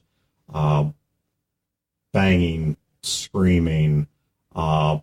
And when it stops, when it finally stops, we're going to go around the table. Everyone, give me a 2d6 plus your body check. So, Wayne, we'll start with you. It's a 1 and a 1. 15. It's 2. No, Wayne, actually. Oh, he actually won. Okay. 15. Nice. So 11. Okay. 16. Okay. 13. Okay. Eric. Mm-hmm. You want to roll it or you want me to? You. All right. Or you can roll this. Okay. Do you want to roll the 2d6? Do you want me to? Do you want Wayne to? Wayne. Wayne, roll 2d6. See, that's your mistake. Yeah, now he's going to roll Because me, sixes. when I gonna box roll, it's hard. bad for whatever. 7. 7. Okay. So not too bad. A 6 and a 1. Well, The dice couldn't make up their mind how it it wanted to. didn't know if they need to be confused. high or Very low to conflicted. screw him. Okay. Let me go ahead and roll for Molly and Hearts. Okay. All right. The next thing that any of you actually remember, Chad, you had the 16. You are still in your chair. You are hanging kind of upside down, so you're at an angled position, so at about like a 30-degree angle off of vertical, except it's your butt that's up instead of your head. So you're hanging down, I guess if we were to put this in clock terms, kind of like your head's towards like a 5 o'clock. And the ship is, the front end of it is buried. Like when you look forward, you just see blackness. And the only reason you get any sense it's buried is occasionally when things flicker or flash, what you see in front of you coming through what used to be the front end of the ship is dirt. And you certainly, at least, even though you maybe never actually too directly experienced it, know what dirt is. And you hear a clanking across the metal, and Hearts is walking towards the positions that you are in. I had a 15. Okay, as you look to your right and you look to your right and left, Molly is currently climbing through what was the airlock and appears to have been violently forced open. And she is like not trying to get away, but is just like trying to get out of the ship. And the other individuals that were with you are still suspended in their chair. Fortunately, you did fix his seatbelt. But because you had to help him a bit, it wasn't perfect. As he came down, it looks like his leg at some point got wedged between two of the seats and then wrenched. It appears that there is a break in his left leg. You don't know how severe. I poke it. I mean, like the bone's not sticking. No, I literally poke it. You literally poke it. Okay. Yeah. When we let me poke it. Okay. You two wake up to him screaming. Yeah, all right, he's awake. Poe! Yeah. I press his seatbelt button. I'm just Oh my god. really sore. Give me a 2d6 plus agility. And don't totally wreck this. 14. Okay. You're fine. Your spry. seatbelt suddenly releases and you barely manage to get your hands up enough in time to break the fall before you hit head first on what would have otherwise been the inside ceiling of this ship. Which I'm sure is very smooth and soft. Lots of it's carpeted like the Starship Enterprise. I want to take a moment to just assess: is this about to blow up? Poe Jr.'s leg. Is there leaking fluid? Is there God fire? Is damn there? it. You can I smell. told you to take care of that. You can smell smoke. Did you poke it? Yeah. Without getting out of your chair. You're not entirely sure. I mean, I go ahead and get out. I want to. It's just when I get out, I don't immediately get out of the ship. I'm looking to see, is it about to blow up? All right, as you drop to the ground, Poe just kind of watches you, and then turns to Not Poe. Poe Hearts. I'm sorry, Hearts then turns to someone. Poe's the new Joe. Everybody's Everybody's Poe now. Everybody's Poe in this game. Yeah. It even rhymes with Joe. Maybe that's why.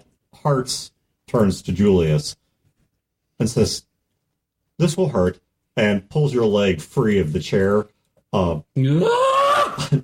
Undoes your seatbelt or your harness. Does he have a medical license? And simply takes you out of the chair, turns you right side up, and begins walking you toward the airlock. I have a struggle with pain tolerance. Do you actually? Oh Yeah. my gosh, that's right, you really do. Mm-hmm. Okay. So I pass out. Is that your incompetence? No, This my is your struggle. Okay. Give me a 2d6 plus body, and if you critically succeed, you do not get a critical success. I do not get a critical success. Okay. That's a 9. It's a 9. Okay, so you struggle with this. You scream for a few moments and then pass out. All right. And the last thing I say is, "Go on without me." And then What a bitch. And Poe buries him, pushes him up through the airlock, where he is then drug out. You're guessing by Molly on the other side. Or I said it again. Yeah. Hearts. Yes. I was like, fine. That's Just anytime I say Poe, assume Poe's a friggin' these two people. His mind spread across two bodies now. I'm part robot. I go over to part sex Boone. machine. You're up and about, right? Yeah, at this point, if I don't think things are going to start blowing up, I'm taking things apart and just filling my. Basically, the spacesuit is now one giant backpack Like, that I'm you're just taking filling apart the with stuff. ship? Yeah, I literally go up to you and go, stop. The inside of the ship I is look pretty at shitty, right? Like it's. where on Earth? Could I we need pull- supplies. Can I pull like a piece It's- from the wall? It's Oh, yeah. her ship. I'm We gonna- need her happy for at least a little bit. Her ship isn't flying anymore. We're all in this together. We need supplies. Okay. Why don't you tell her that? because she's the one with the gun. While they're arguing about this, I'm actually already pulling pieces of the ship apart. I pulled like a straight pipe or something because I know his leg's broken. I'm going to try and go mend it. Okay. So you pull a pipe off. As you do, Hearts walks to you and says, "This ship is already structurally damaged. Please stop damaging it." Shut up, Hearts. Fuck off, Hearts. Did you actually say that? Yeah, I'm going to say fuck off, Hearts. He's hurt. Hearts, I just walk by him. I Hearts, don't even acknowledge him. he takes a step to block your passage. Son of a bitch. Well, Hearts is to be distracted with him. That's where I take my band scanner. I basically disassemble it from the ship. Okay. I load it in. Oh my god. Here, I'll hand him the pipe back. All right, fine, Hearts. Here. Hearts, do you have any medical protocols? I do not. This man is a doctor. Do you have any protocols that require you to let a human being get medical attention? Perhaps if he had simply indicated this was for medical purposes, we would not have had this disagreement. Hearts, it's for medical purposes. Please proceed. Snatch it out of his fucking robot clamps. Clamps. Fucking clampy piece of shit. I'm like, just a Fortunately- curmudgeon out the door. God, fucking piece of shit. Goddamn robots. You should be glad. The planet has a breathable atmosphere and seems to be quite hospitable to human life. Yeah, it's the humans that worry me. Hearts, do you know where we're at on Earth? You are in... Does he probably rattles off a you would... Grid coordinates. grid coordinates? Like, you are currently on the eastern to northeastern section of what used to be the state of Illinois.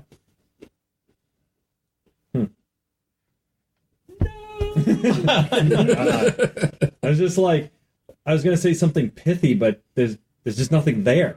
It's so boring in that part of Illinois. Actually, it's not. Where you are was recommended by a listener, and they sold me on it when Okay. they told me what's actually there. Right. Because there's a lot of shit that people don't know is there, and I'm going to keep it that way until you guys find it. Where was it again?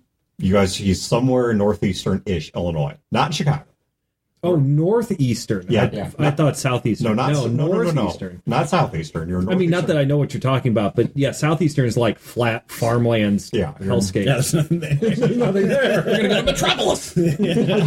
You're not in Chicago, well, if you had like cars on a highway, you'd be close to Chicago, but you're not. I'm probably closer to like Indiana. Right? I'd have to look at a map because I don't remember the exact name of the town that you're near. Oh my god, we can go to But three I'll have flags. that for So I you used to live up there. So. next session. I'm crawling out of the ship now. Okay, you crawl out of the ship, eyes adjusting to natural sunlight. You've had lights that simulate them. This is the first time you've actually seen sunlight this directly, certainly since you've been in prison.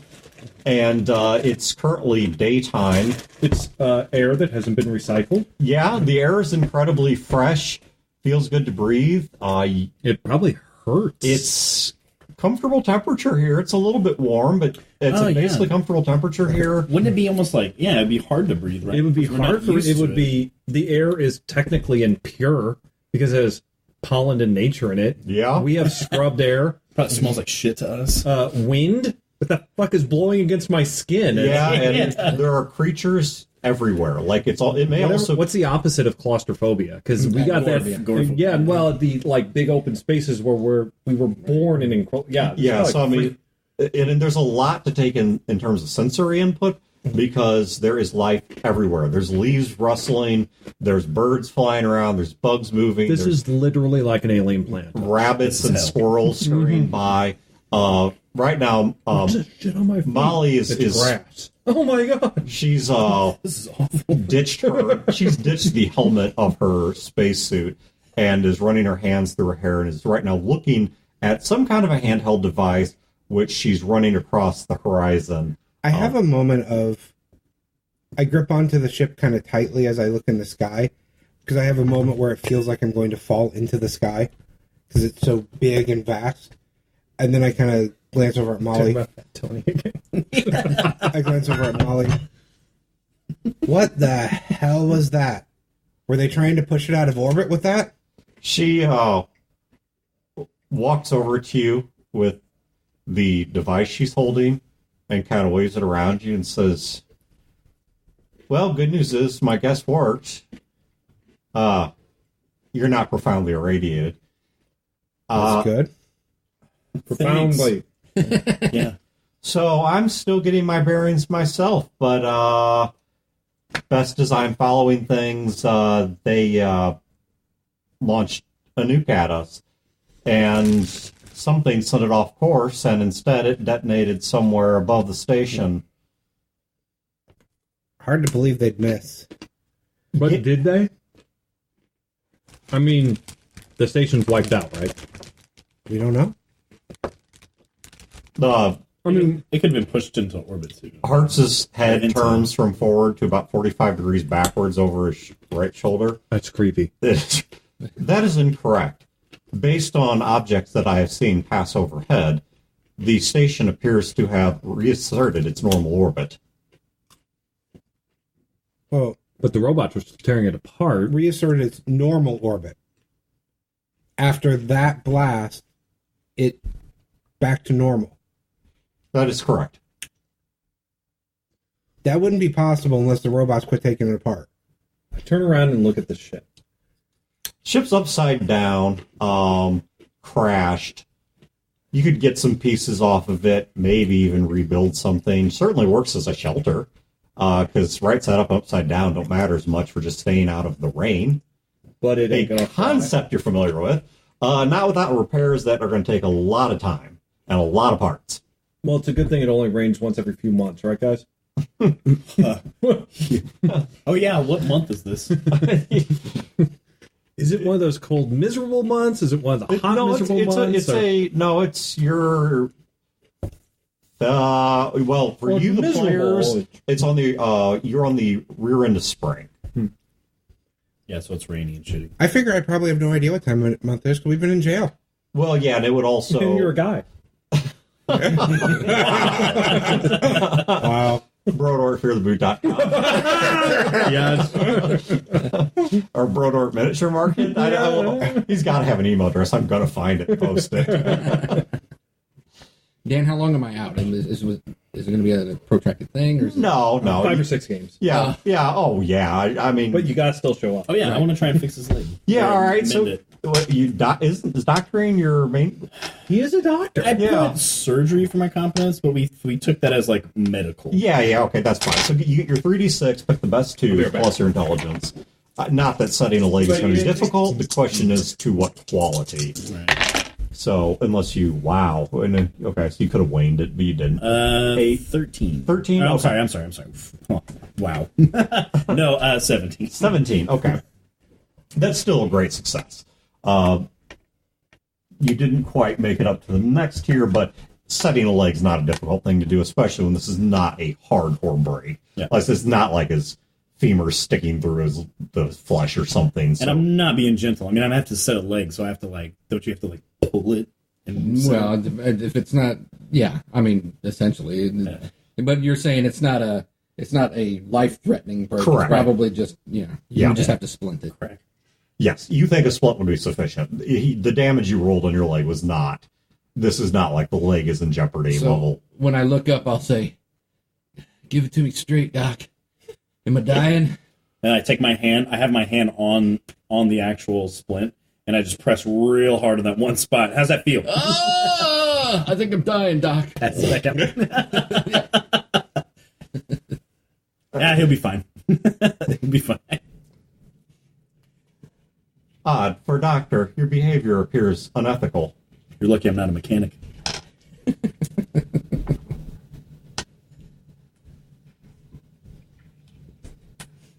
What happened? A surface to orbit warhead was launched from the southeastern United States. I believe it was aimed on a trajectory to impact with the space station Olympus.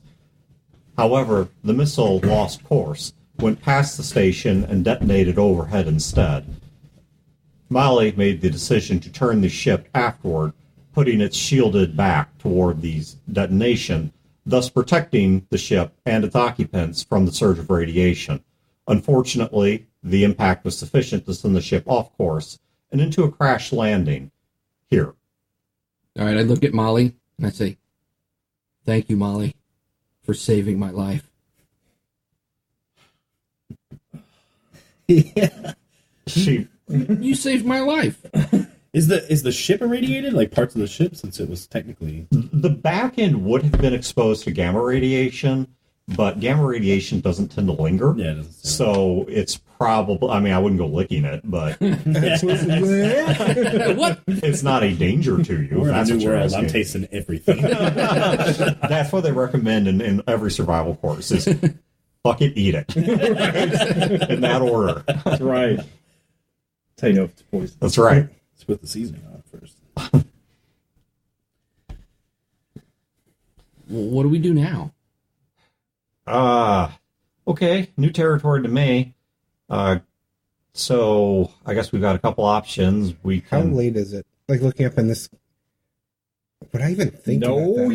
you would not. wouldn't. I don't think There's- you'd know that. It for us. We wouldn't have experienced it. It Yeah. wouldn't be natural. It wouldn't be but- like a normal day. For us, I cycle. think our. But we're educated. Yeah, but Yeah, I that's think, true. That's true. well, for us, I think that the concept would be it's more dark or less dark, and it's getting towards more dark, or it is getting towards less dark Yeah, until but we we're- kind of get our sea We're level. educated and we've I'm had definitely books. educated. So I mean, Yeah. they're educated. Yeah, Yeah. but there's. I think we would education think is enough to actually just experiencing. look up and see. Just looking at where the sun is at, best guess is it's mid to late morning. Okay. What's all that noise? Nature. Ugh. It's so loud. Why does the air taste like life?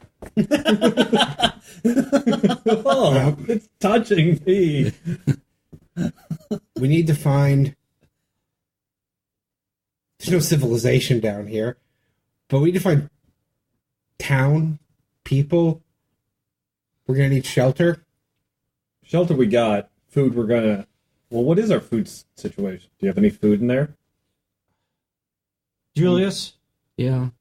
you're compromised and not an asshole, so I've got a question for you. These other three, can I trust them? I hesitate for like a I second. crossed my arms and scolded him very, very I like sternly. glare and I'm like, I go, Because if we find limited food, I need to know. I look at him, I go, yeah, you can trust him. Yeah. We're all good here. good, you won't get a red alert tonight. You don't want a red alert. All right. I'm going to ask one more time, and this time you're going to tell me the truth. Okay. Can I trust all of you? Well, yeah. I mean, Boone can fix anything. Okay, Boone's skilled. I didn't ask if he was skilled. Can I trust Boone? Yes, you can trust Boone. Okay. Boone's I- a good guy. He just got in trouble for caring too much. He got in trouble for caring too much. Mm-hmm. That was a crime up there. If you're stealing stuff to help another person, then yes. All jokes aside, yeah, he did kind of get a raw deal. Yeah, that is. Sorry, Boone. He's like the only one that didn't Yeah. really do anything there. Okay. I stole supplies. I'm sure from the moon you know what that's like. What about Meathead over here? Which one? That's not me. That's not me. I'm the handsome one.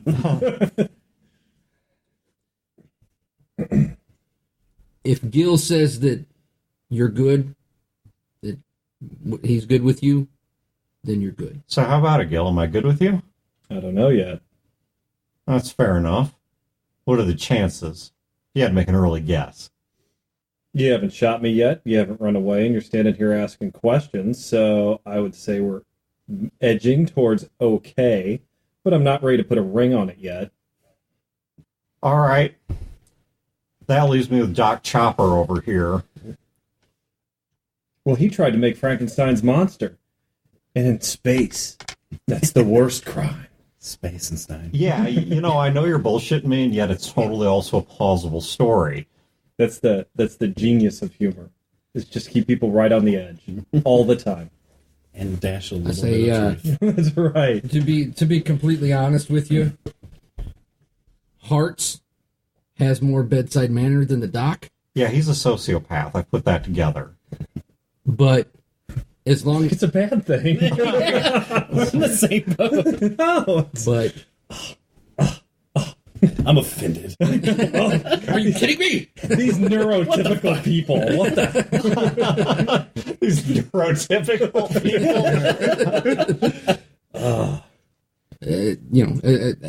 This is why we have to kill to get ahead. They just don't get it. They're gonna. And are we talking like in confidence, or is this in front of everybody? She's saying this pretty much in front of everybody. I look over at Poe and I go, well, I trusted him with my life, and he didn't let me down. You were unconscious and he set your leg. No. He did surgery on me. He Is this that butt thing you're telling me about? Yeah. Hold up. All right. Poe, what was the surgery? He needed a pacemaker. Did you know if you needed that or not? I requested it. Okay. So Fine. Show me the scar.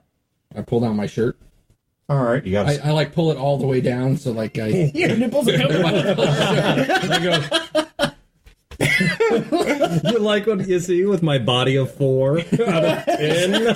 just slightly south of average. So, all right. You're delightfully doughy, yet still pale. Aren't you a little young for a pacemaker? Yeah, I suppose so. He had a heart condition. Well, yeah, no shit. I know what a pacemaker is. No, I rattle off some Some congenital heart problem. Some heart problem. She would have no idea what the fuck I'm talking about. And I just kind of look over at Poe and give him a nod. Little do you know she's a PhD. Right. Yeah, right. Can we trust Molly? Will she betray us?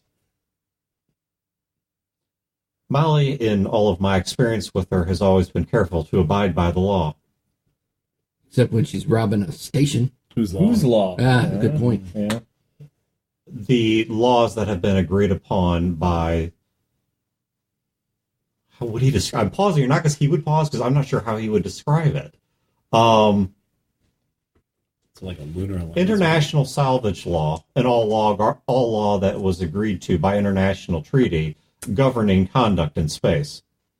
Does that apply to no man's land down here on the Earth? Those salvage laws? Yes, they would. As this territory is no longer claimed by any sovereign governing body. We basically have our pick of whatever we want? Legally, yes. That's great! But look at what we got! Fucking trees! And this stink-ass air! And this water that some fox pissed in! Oh, Gil. Great! Gil. Looking at the silver lining, you're like, oh, this is great. This is the best situation we could be in.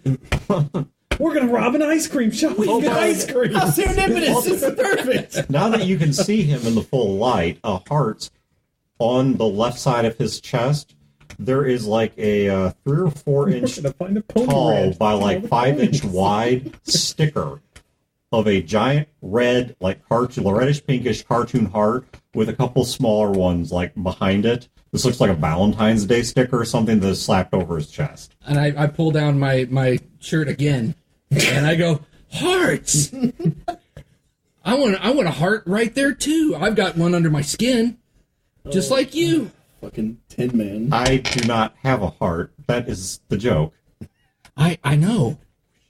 Oh, wait. There was a book written by, what's the guy's name? Frank L. Baum, which described a man made of metal who had no heart and sought one. Oh, I do not seek one. oh. But your name is Hearts. Yes, I did not name myself. Did Molly name you? Yes, she did. That was the best. Hearts, do we have any idea, or Molly, or anyone, where the nearest town, settlement, Have you noticed farm? we've talked to hearts more than we've talked to the actual human being? We talk to human beings all the time. That's true. Robots are pretty dope. Okay. So, in terms of stuff we can take, things to survive, I'm sure we can find a town somewhere nearby. I mean, there's got to be somebody still alive, right? Nothing wipes out 100% of people. I don't have that kind of hope. Well, I mean, although he is joking, I mean, we as a space base can look at the Earth and we see the towns and stuff. Yeah, so the other option telescopes. is about several miles that way. One of those Aurora pods actually did hit down. For reals? There's supplies in there. Yeah. Like, what? Metal and stuff. Unless you're going to tell me it's, like, filled with Aurora brand protein bars. We don't know what Could live supplies off are in there. Those protein bars, I don't know. That sounds pretty We good. could trade them? Yeah. Whatever supplies are in there are things Maybe that it's they. filled with ponies and unicorns. I You don't can eat those care. too. I don't care what's actually in there. What I care about is that no one on Earth has seen anything like whatever's in there in a long time, which makes it valuable to the right person. Okay. And we How will look about totally. how about another great Gil compromise here where nobody wins? How about I don't like first? guild compromises. Nobody does. That's the point. Like Gil's compromises. How about we go to the nearest town and we kind of tick some check boxes on Maslow's hierarchy of needs first? Wow, Gil. Then, you son of a... We don't. Red alert's on tonight. It's back on the menu. I fucking love this. He just panders to whoever's talking. It's so fantastic. Oh my god. He's less dangerous, though. That's a cluster C personality disorder. The dangerous ones are on cluster B. So Why do we gotta be B, man? We're fucking A over here. no. Fucking A. Cluster Bro is over here. I'm calling him the cluster C. Okay, so we find the nearest town, we take care of some of these needs, then we go to your magical box filled with ponies and protein bars. We don't know where a town is. We know where this box is. We could die looking for a town, or we could go to the box where we know there's some sort of supplies. I'm voting box. But what if the supplies are metal gears and springs? What if the supplies are freeze-dried food? What if the supplies are fleshlights? I mean, We Whoa. can sell all of that. Hold on. Sell all of that. Do you know where a town is? No, you don't. We know where this pod is. Hearts. I'm do we voting know where pod. it's out? Vote? A vote? Who elected it? What is this, a democracy? Holy shit, no wonder you were all in prison. Now I know why I'm in prison.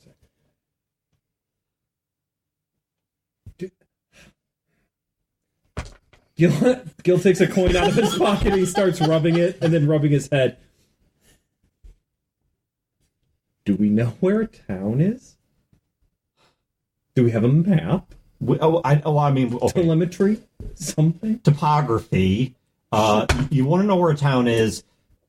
I was a little busy, but Hearts has said there's a town we can get to maybe before nightfall. It's not a big town, but there's a cluster of houses about that way. I would rather go to the cluster of houses, than the clusterfuck out in the middle of nowhere. How far was the pod? That's what I was about to ask too. Similar distance. We're equidistant from both. We could have Junior suck a dick for some fresh water and some food, and then go look at your fat fucking magical pod. I don't know why I got voted to do that. well, democracy's a bitch, so welcome look at to you. it. I didn't vote for that. You know I'm not doing it. He's not doing it. All in favor of... The doctor would bite it off. Yeah. You're the only Josh choice. touched enough dicks Yeah. by doing fucking exams. All right, well, I'm a team player. Another thought. He's gonna take a shot in the mouth for us. This is why this team wins. Somebody cared enough to put a missile up there. What makes you think that box is still going to be there? Right, that's Molly, I thought you were on my side. that's exactly honey. what I'm saying. Why would you think Molly. that? She's smart. Oh, I had a moment of hope for an instant. We have one chance, one opportunity. Okay. I feel like you're about to do like, yeah. I look at you. You want to go to the box, don't you? I'm all about the box. I look at Molly. You want to go to the box, don't you? She likes the box. She starts massaging her forehead. She's like, I got to be honest with you. I didn't have a plan for this part. I thought I was going to crash the station into the moon, pick it apart, or I don't know, there's got to be some platinum or Yeah, something in shit it. went sideways. You want to go to the box and find out what was it? Tell her what the You know boxes what? are, man. here's my thing. In a couple of days, when these assholes start getting really hungry and really thirsty and have dysentery, then they'll want to go to the town. So let's go to your fucking box. And we had no supplies in the ship, right? We have nothing. Nothing. No, no, we do. I have a baton. I can beat you all to death with. I got one too. I know. This is how democracy works. Hey, Molly, We compromise. remember what I said about that's Gil? true, but she has a pistol. Can I take that back?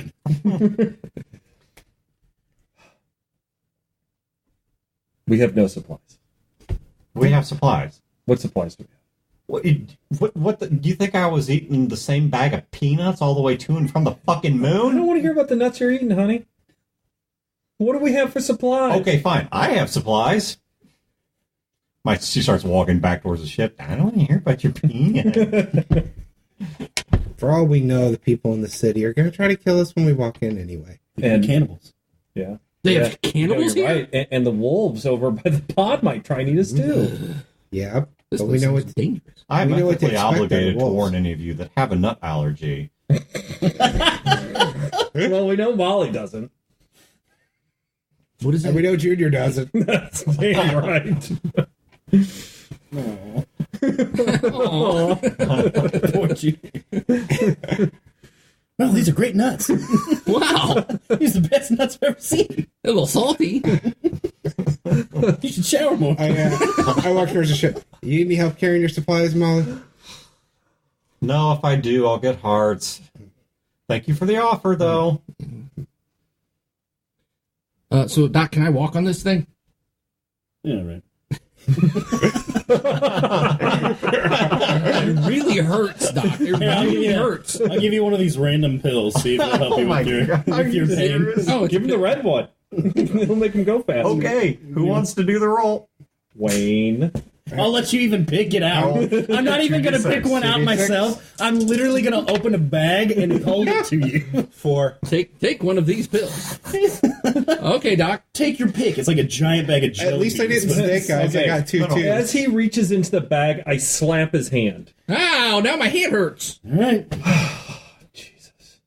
Gil, what'd Give you me do that for? strength. Because That was a chance. somehow, some way, you're right, there is a small shred of not humanity in me, but a glimmer of guilt if you took this and died. Oh, Gil, that's awfully nice. I appreciate that, man. You still don't want him to. I really do. Like I said, it was my one shot, and I blew it. Here, without him seeing you, I flip one to you. Do you take it? No, it bounces off my chest, and I go, "I'm sorry, Doc. Gil's looking out for me." Oh, You're gonna I gotta fall. start testing these pills and find out which ones are what. you sure it's okay? No, it's not. And look, it's been on the ground, and who knows where that ground's been. Molly comes back out. Trust me, I'm a doctor. I may have a dirt allergy. Molly comes back with several mismatched, like duffel bag looking things, and starts passing them off to Hearts, who begins. Some of them he puts over his shoulders, and some he puts on his back. And Okay, so fine. We have supplies. We have water. We have water, right? yes, I've got Okay. water. We have supplies. We have water. The cannibal, crazy people in the clusterfuck town might eat us.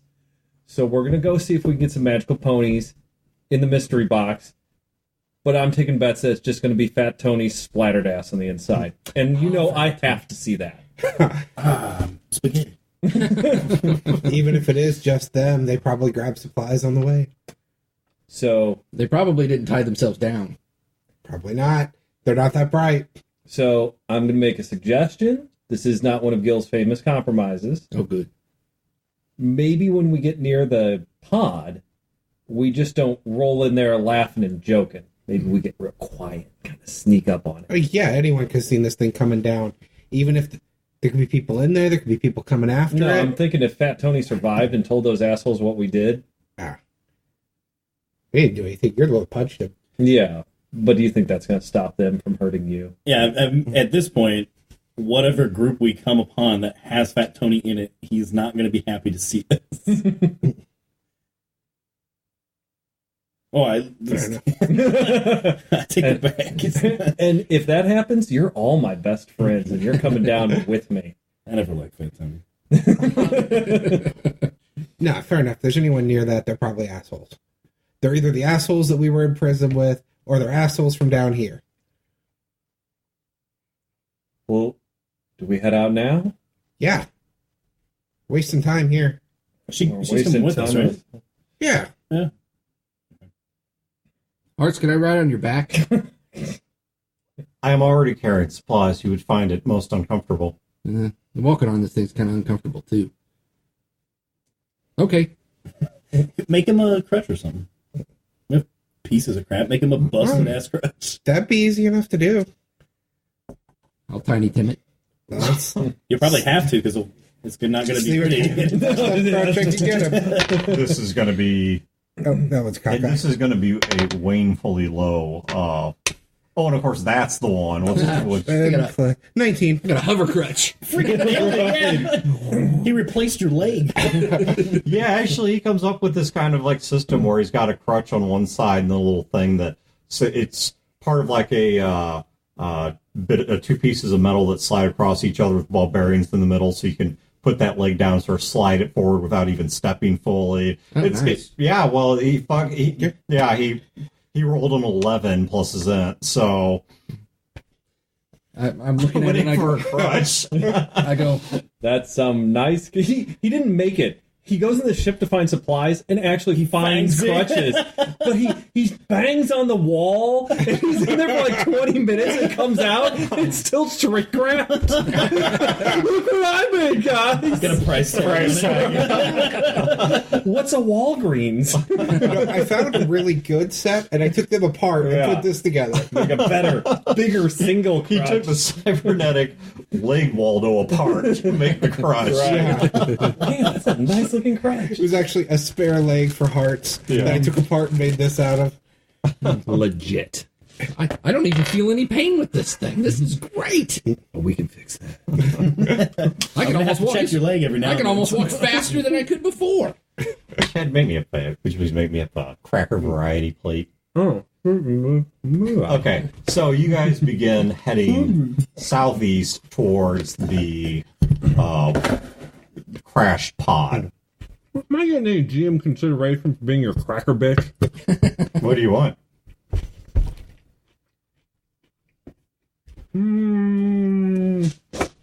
I don't know. I didn't expect you to suggest that there was a yes in this. Give me a minute to think about it. Continue. Okay. So you guys begin making your way towards that, walking across the grassy areas and through the trees and such, still taking in all the sights and sounds. And as you guys start walking, I mean, you guys were required to keep an exercise regimen up there, but there's a difference between running on a treadmill and actually doing real walking. If you've ever worked out on a treadmill and then done real walking, you know what I'm talking about.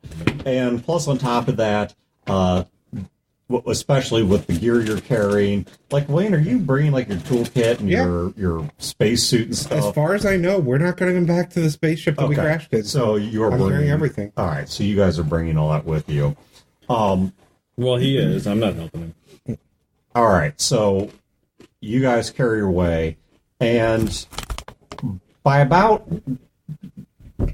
it's early evening, so the sun is still up, but the sun has moved to the other side of the horizon now, and you guys come across a low area, and down in that low area is a couple of fairly large parachutes that are caught in the wind but are not exerting sufficient force. They're attached to a pod that has Aurora FT and a NASA logo on it. And there is one of the walls of the pod is open. And that side of the pod is facing south. You guys are approaching from more or less northwest. We see anybody down there? No. Okay.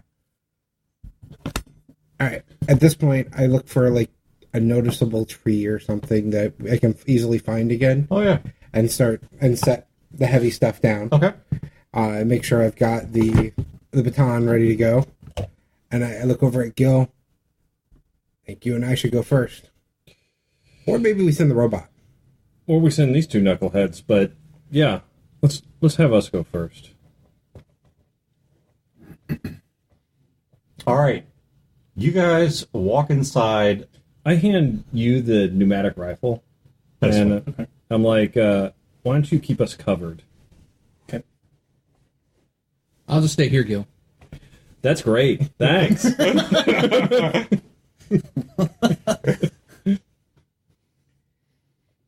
Right, I think we're Gil is such an asshole. God damn. so. I think we're trying to sneak, I'm very sorry. but we've never been on the planet before. We don't really Yeah, does anyone sneak actually- in space. I don't think any of you actually have a skill for this, do you? Sneak's not really my play. Yeah, no, I don't. Yeah, I either. okay. I said you don't really sneak around a space station. So I want a very, very nice set of binoculars. Okay, we can do that. So you get up to the southern side. One of the walls of this thing has simply dropped open, and actually, by looking at the latching mechanisms, you think probably all four sides of this thing are actually designed to do it. So let me start back if I describe the structure you're looking at. So the structure is shaped something like, I forget what the proper name for this geometric shape is, but it's like a pyramid with the top truncated off. Okay, so it's like a pyramid, but there are four sides, which may or may not be a pyramid. I forget whether a pyramid is 3 or 4. But point being, it's the top is cut off, so it's kind of more of a flattened structure. And from looking at it, you think that, once again, all 4 of these walls are probably meant to open, but only one of them actually has opened. And what appears to have happened is, on impact, it looks like the bracketing system that would have held this in place got critically damaged. But even still, and Wayne, I'll give you this because you're an engineer, so even without a roll, you don't think the bracketing system itself actually gave. You think there was some kind of like explosive bolt system that opened this up automatically. Looking inside, you see a lot of crates lined up on the inside that are marked things like Gears. no. These crates are marked things like solar panels. Many of them are marked with the phrase single family. You have no idea what that specifically means. And parked in the middle of all of this is a large 6-wheeled utility truck, behind the wheel of which, white-knuckled, staring glassy-eyed straight ahead and muttering, is Fat Tony.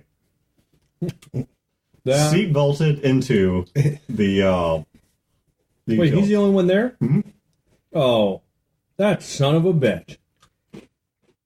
not only do we get a nice truck to drive around in, We get to kill Fat Tony. or all these supplies can be loaded onto the truck. We can take them out here and get to your town. It's Before not now. my town. Because the town's going to suck. I don't want to be associated with my town. It is the town. Maybe I should talk to Tony first. Smooth things over. Right. Gil starts laughing. I should point out I have a social of 4. Oh, God. Okay, Wayne, you walk up into the pod. Hey, Tony. Oh, the door's closed at the moment. The door to the truck is closed. I still yell out loud. I'm assuming it's not. He's muttering inside the truck, and you have no idea what the hell he's saying. Okay. I walk up to the window. I'm kind of walking around the Clink, perimeter. clink, clink on the window. You get no response from him. He's just staring straight ahead, buckled into the I seat, wave to you gripping like the this, steering and I'm like, wheel. I try to open the door. Yeah, it opens. All right, open, He's just open the going, door. oh, fuck. Oh, fuck. Oh, fuck. I hit him Oh, like fuck. he's like near. Oh, fuck. You're on the ground, Tony. Fuck. Oh, fuck. There's blood pouring down his face from where his nose was broken. Is he seat belted in? Yeah, he's seatbelted. I reach in and undo the seatbelt. Stop being a pussy. Okay. Tell him to get out of my truck. Get the fuck out of my truck. He real slowly and gingerly looks to his left over at you. Am I dead? Nah. You made it. Get some marinara on you. Oh, really? He's like, Where's everyone else, Tony? Tastes like blood. they went to different pods. I don't think I can move. I can help you out. I reach up and grab him and yank him out of the truck. Okay, he comes spilling and tumbling out. What's your... I mean, unless you got... My body's 8. Okay. Yeah, you're able to pull him out, and he kind of rolls off the kickboard on the side and then hits the ground just outside the truck. And you can see from the way his legs are kicking and such, he's definitely not paralyzed. Maybe in some kind of mild shock, but he's not paralyzed. Snap out of it, Tony. I hop up in the truck and try to start it, see if it starts. Okay, you got up inside the truck, and yeah, there's just simply an ignition button. When you press it, you go to push it, several lights come on, and a voice says, "Please load fuel cells." Pop out. I'll look around any of the boxes, see if they're loaded. Some of them are labeled solar panels, but any of them labeled fuel cells? Okay, so you start digging around, you do find power packs back there. All right, I load up a power pack in it and try it again. So you find actually on one of the sides of the truck, there's a whole bank of where power packs could go. But as so long as you at least put one in there, you go... And I'm stepping over Tony the whole time. You step over to Tony and the truck starts up. Tony, by this point, his hands are still clutched shut. If you've ever done that stupid little game where you hold your hand shut as long as you can, then you're only possible to open afterwards. So his hands are still clutched shut, but he's kind of trying to get up. So the one side down can make kind of like a ramp, right? Yeah, oh yeah. Yeah, you drive right out of the side. I pull the truck out. And I roll down the window and I yell over to you. Want to start loading this thing up? No. I want to do something else. Wow. Fat Tony is now, he's managed to stand up and is very wobbly. Jokes aside, walking behind the truck. What do we do with him? The fuck do you do with me? That's right. What the fuck do we do with you? I fought your fucking battle up there. Oh my god. You're down here alive. What were you really in for, Tony? I killed somebody. Oh, that monster. I look over you. Same thing you were in for. Yeah, but I'm me and I'm awesome. He's right. I got no issue with Tony. God damn it. I got no issue with Tony. Yeah. Here's the thing. You were on Eric's chin are ridiculous. You were the guard. You knew more about him. Here's the thing. We can't take him with him. We can't take him with us. Why not? Because he'll shank us. He'll shank me in the middle of the night. Yeah, not law-abiding people shanking you in the middle of the night. Good fear. Mm-hmm. That's right. Maybe all the criminals should just be killed right here, and the law-abiding people take the truck. I don't know. Tony, what's your say in this? What do you want out of life? Man, look, fuck what I want out of life. It don't matter no more. It's gone, all right? It's up there. It's in pieces. I don't know where it is, but it ain't here. Like it or not, he's one of us. No, he is not one of us. Came from the same station we came from. He's in the same situation we were in. He's one of us. So I come in. Hey, Fat Tony! Hey! You made it! You made it! What are we doing with him? I don't know. That's the debate right now. I mean, we can't eat him right. I lean out of the truck and I motion down. What do you mean? Up for these guys to come on down. You can make us fat into candles. That's right. Oh, won't waste a single part. Hi, Tony. Oh, yeah! Of all the cargo pods to run into. That's a really sweet truck. Got some dessert for you. Why are you the only one in this truck? Or in this pod? I start loading the truck while we're... There's only so much room, right, Tony? Was that a fat joke? No, man. Come on. We go through all this shit. You think we'd be like fucking family and you're making a fat joke? No, like brothers, right? Okay. Yeah, I'm the only one in that pod because all it could handle was me. I stepped in there, green light said fucking weight limit. Came on. Right. To be fair, the only reason he doesn't like him is because he said something wrong to him. He punched him in the mouth. We're all like brothers, right? You know, you're fat, he's an asshole. I suck dick. All true statements. So we're all square. Yeah. I look over at Molly as I'm loading the truck. They got weird families up on the station. Not anymore. Had weird family. That's another thing that we need to consider here. Think you can have Hearts help me load this thing? The station was evacuated, guys. Yeah, and they left us behind to die. I'm sure we could trade some of this stuff to that town. Or, you know what? Hey, Doc, couldn't we use, like, those parachutes? Right? Like, strip down is it nylon or is it silk or what kind? I was going to ask about that. I couldn't remember if you said if there were parachutes or not. Yeah, there's parachutes. Okay, Yeah. how big are the parachutes? I mean, it's in a giant... Enormous, yeah. So it's huge. I'm not going to give you footage. I'm not going to take an entire thing. But enormous is the answer. But you could certainly trade those, Trade for what? With who? So I do open one of the boxes that said man, single family. The thread itself, you can use those for sutures and stuff, right? Yeah. That's true. Main, as you start going through it, it's colonization gear. But what strikes you as odd about it, you're looking at like a disassemble. It's too much for you to move. All right, it's too hard for you to move by hand. But it's basically a relatively easy to assemble shelter. Some Just a food- gack. Not exactly. Food, water, real simple supplies. But what strikes you as odd about it? All right, I got to eat shit on this one. Yes, there were supplies, and I'm sorry. You were right. The shelter and the supplies. That's big that of we you. need to get away from this thing. That's big of you, Gil. It's inhabitable. What I mean by that is these shelters are built for inhabitable planets like Earth. You would not use one of these on Mars and survive. You would not use one of these on the moon and survive. You have no idea what the hell this is meant for. Right. I ask her again, can Hearts help us load this thing? Yeah?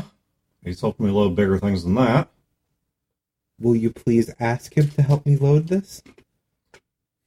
We have food and supplies and such in this that I think we should take I don't know. away Tony from can it load before himself, people but- get here.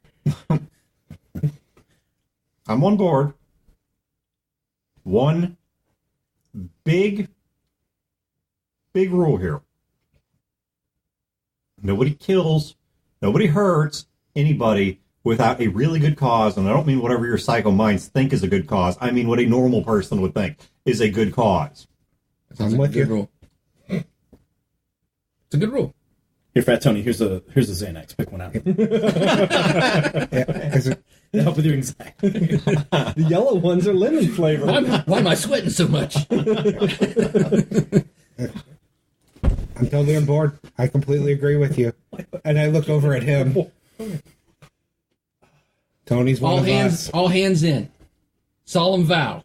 I'm gonna grab Junior and make him come with me to get this parachute. Just I'm annoyed with it, how he's being right now. Hobble over with me, Junior. God damn it, let's go get some. I of don't this have shit. to hobble. Do you see this thing? I kick it. I can walk regular. I kinda like I could almost dance with this thing. You actually kick it? Yeah, Hey, man. I'm checking it out. It hurts when he kicks it. Ow. Oh, whoa, I'm seeing stars. Hold on. All right, hobble I gotta now. catch my breath. I think I'm gonna puke. Oh, what happened? Now, why don't you come with me and cut some of this twine? I'll watch it. Oh, okay. If you think that's the best. I mean, I'm gonna do it too. I'm like, Tony, Gather. do you know why I broke your nose? Because we got one thing in common. We're both assholes. Because for the moment you were in the way of what I wanted. Okay. I apologize for that as one brother, as one refugee to another. I stick my head out of the back of the truck. And he's an asshole, too. Is you guys gonna kiss or something, or what's happening here? Look, why don't you this just tell gonna come me? between us? I would rather just get this out of the way if this is going to be a thing between us. I'd rather get it out of the way right now. Look, if you think I'm going to hit you back, what happened up there, it's done. All right? We made it here. We got down to here. We know where here is, but we don't know where here is. We don't know how to live down here. I got no connections here. You got no connections here. All right. I mean, man, we're... All right. All right, if he's coming with us, I'm not looking at this ugly fucking thing. I snap his nose back at him. What? Man, I swear, I never did actually fuck your mother, but You're the only one who did. Does anyone here have anyone who is on the station that they care about? I ask because in about a day or two, you guys are going to realize they're alive and they're on the Earth. I ain't got anyone left. Nope. Not me. The station was just, this was just part of the prison, right? yes. Okay, then no. Everybody I care about's right here. Tony? Not that I cared about, no. Who was that guy that, who was Tony talking to? Love.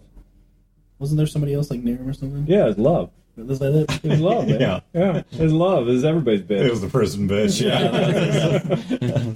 Tony doesn't hold a special place in his heart. Look, That's not what he's talking about, though. those motherfuckers. He's talking about the people that left us. Left us to die. Well, or Oh, maybe yeah. couldn't get to us. Family, assholes, whatever. People that you have a direct connection with. Okay. I'm just curious, is anybody going to wake up here in a few days and decide that we need to take this whole band and take this truck and these ponies and this fucking protein bars I can't believe are here and load the whole shebang up and travel across wherever the fuck we are to find their sister-in-law or something? Nope. no. Hey, Boone. Yeah. We call the truck the pony. No. Damn it. Okay. I just don't like surprises. Is all. All right, what are you guys putting on the truck? All the fleshlights. Well, in terms of cargo space, it's not, you cannot come close to moving the full contents of this Okay. container on the cargo truck. We definitely want at least one of these things that says single family that is Okay. loaded. You're loading one of the single family containers. That will take up most of the space. What are you filling? Does it your- have 1.5 kids? Yes. We know it has shelter and food. Well, it has a replacement rate. It's a 2.4 container. Was there Yeah, a bigger one that's than right. just single family? No. Okay. Right, so we want Duplex. at least a single family. What are the other boxes labeled? Single mom. You said there were Oh, yeah. solar panels. Solar panels. Yep. And Solar, then also, solar panels. Also some Bitch power ex-wife. pods, power packs. Yep. So what else? It's slightly bigger What than else yours. is the label? It's kind of rounded. Food, water, some medical supplies. Yes. Okay, so you're rounding out general survival Yeah. supplies. Is there anything that's like totally useless? In this environment, everything's useful. What are you doing with the parachutes? We are taking the cable or cord or what it was actually Paracord? holding it, yeah, to the. Probably more than paracord. I was going to say, Probably I don't think it'd be. cable. Yeah, it's not it'd have par- to be cable Yeah, I mean, this is like future cable. because it came. Yeah, what? Yeah. It had a re-entry and then popped Right. up. Well, I guess no, it could have done that, right? Yeah, I can open post entry. Yeah, so it could still be paracord. Well, I don't know. This thing was pretty big. I mean, it like we airdrop stuff all the time. That's huge. Do we Yeah, but from use space that's this big? Like, isn't this thing like a basically the size of like a small how warehouse? Apollo astronauts? We actually Yeah. airdrop stuff from space too. Yeah. So No, I'm talking. We dropped a small warehouse from space, not we dropped a small crate from space. I'm thinking this is this the size of a larger container, like a shipping container, or is it bigger? I would assume it's bigger. No, right? it's gotta be bigger. bigger. It's gotta be bigger bigger. it was than- big right. enough for the truck. Yeah, it's bigger than the shipping container would be. It was big enough for the truck, and not everything in there can fit on this truck. So So it has it's got to be pretty big. Yeah. to handle that kind of weight. Right. Right. And the shoots, are they silk shoots or are they like nylon or some other like? Probably. I don't know. I honestly hadn't really thought about what Well, the sheets were made out of. Because That means they have no value. You can ignore them. No, it's still a very thin and very strong material. Right. Very thin, very light, very strong. Right. Oh, no, whether We it's could make silk, nylon, or future silk, or synthetic Drop silk, or jackets. But we could sell these to communities. I mean, just the nature of the How fabric easy itself. is it going to be to actually harvest any of this? Because, I mean, what kind of tools do we have right now? that can cut through all of these things that of something that's not meant to rip. He actually, Wayne's character actually grabbed a toolkit. So that was actually meant for EVA operations. So no, he's got cutting tools. Okay. I'm starting to like pull the chute, and I'm like, this is like pure money. This is all money. What is money here? Stuff. Useful stuff. I'm telling you, this is useful. What is money? Do you even use money? I would imagine it'd be like an electronic. On the colony, you did. system. You have no idea down here. Okay. I like money. Oh, well, money. yeah. I mean, I'm sure that this is worth money, but yeah. Okay. No, fine. You're right. And it's light. I mean, it's not taking up too much space. Sure. I go up. Is there like a little hill or rise or something near here? Yeah. Okay. I'm like, okay, you guys take care of that. And Gil goes up on the rise. Okay. And he just starts scanning around, just looking around. Ostensibly to look for attackers, but, you know, if the Mongol horde's not rolling over the hills, then No. he's just kind of like taking in Yeah, that's nature and That's the situation. basically all you see is just nature in every direction. I mean, you do see in some directions what used to be pre-war buildings that are bombed out or reduced to skeletons or whatever, but apart from those few things poking through the green, no, it's just green and life in every direction, an open sky.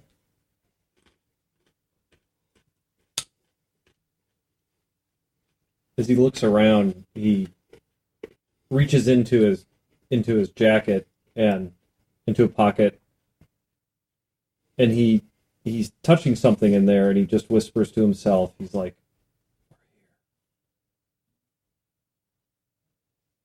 So, as you guys hop back in the truck, and with the truck loaded, or it's from there where you headed to the town, or that would have been a great place in the game, by the way. Except there's things Yeah, I need there's to there's things I need to wrap up. Yeah. But it's, I think we go for the town. Find out what people are like here. goes up on a hill, okay. having his in-game moment that got ripped from him.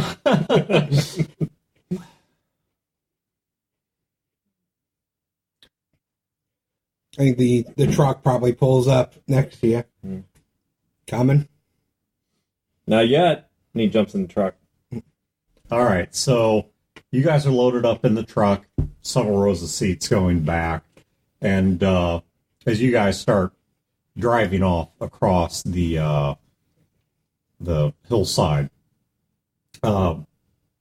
Molly, who's sitting one row back with Hearts, and you don't know if she's talking to Hearts or just thinking aloud. She's like, so how did a bomb of that size knock us down and not take out the station? Isn't that what I said?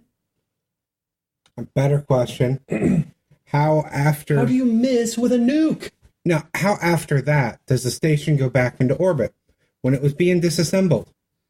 You have to not just reassemble it. How does Hearts know it's up there? I mean, we can't see it. I can see in spectrums that you cannot see.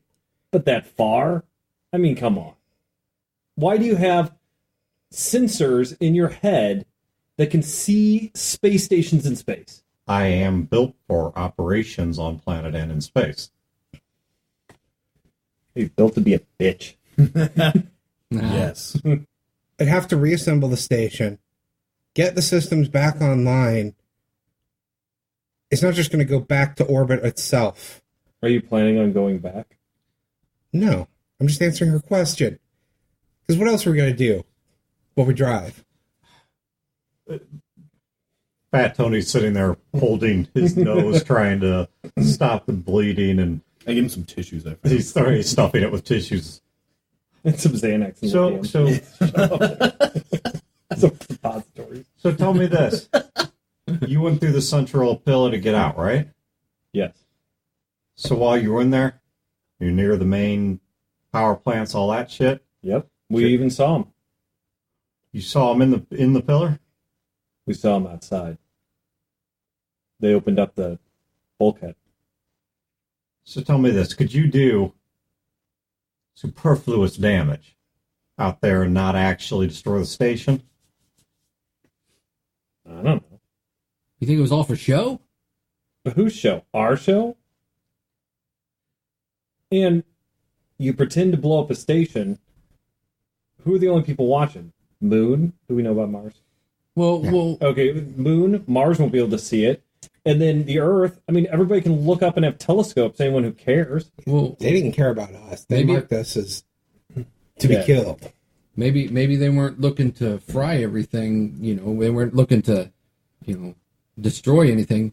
Maybe they set off for the EMP. Maybe they wanted to wipe out what was in these containers. Hey, Boone, go by my ship again on the way to town since All right. we're a bit faster.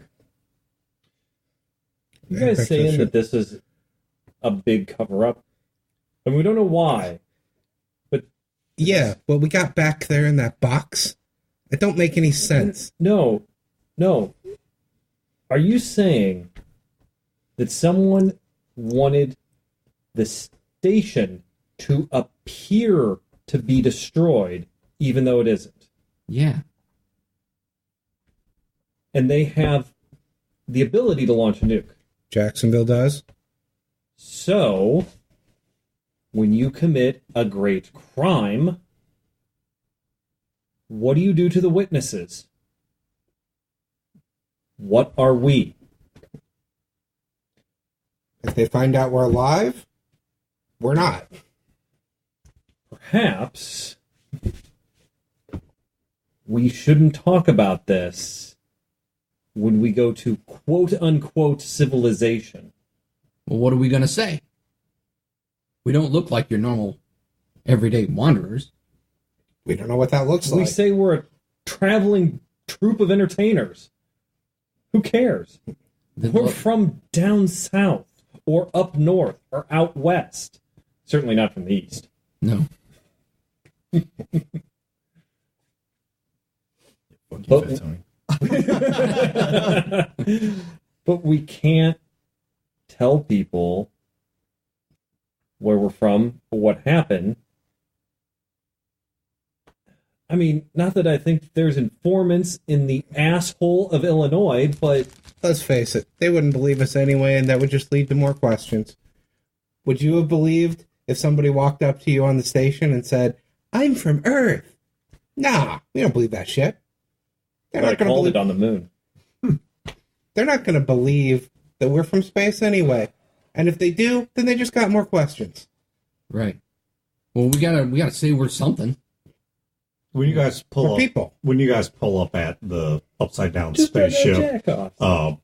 Molly hops out and goes over. She goes over and inside of it. I stay in the truck. I'm Okay. ready for it. I go into her ship. Okay. She starts digging around through the upside down control console. Stranger Things. She she tosses you it's a rack type computer. It's lighter weight than a modern day rack computer, but she tosses it over to you. Just Let me guess. You're gonna blow up the ship? no, why would I blow up my ship? Damn. I was on a roll today too, man. Damn it. I'm hoping to magically find a way You to are flip the this roll. thing. You're wrong about everything. No, I was not wrong about everything. Flip this thing, fix it, and launch it again. But thought you might want that. One of the few things I managed to get from the station before I was forced to leave. Looks like a bunch of that nerd shit. Yeah, I give it to one of the nerds. Let them figure out what it's worth. I smell nerd shit.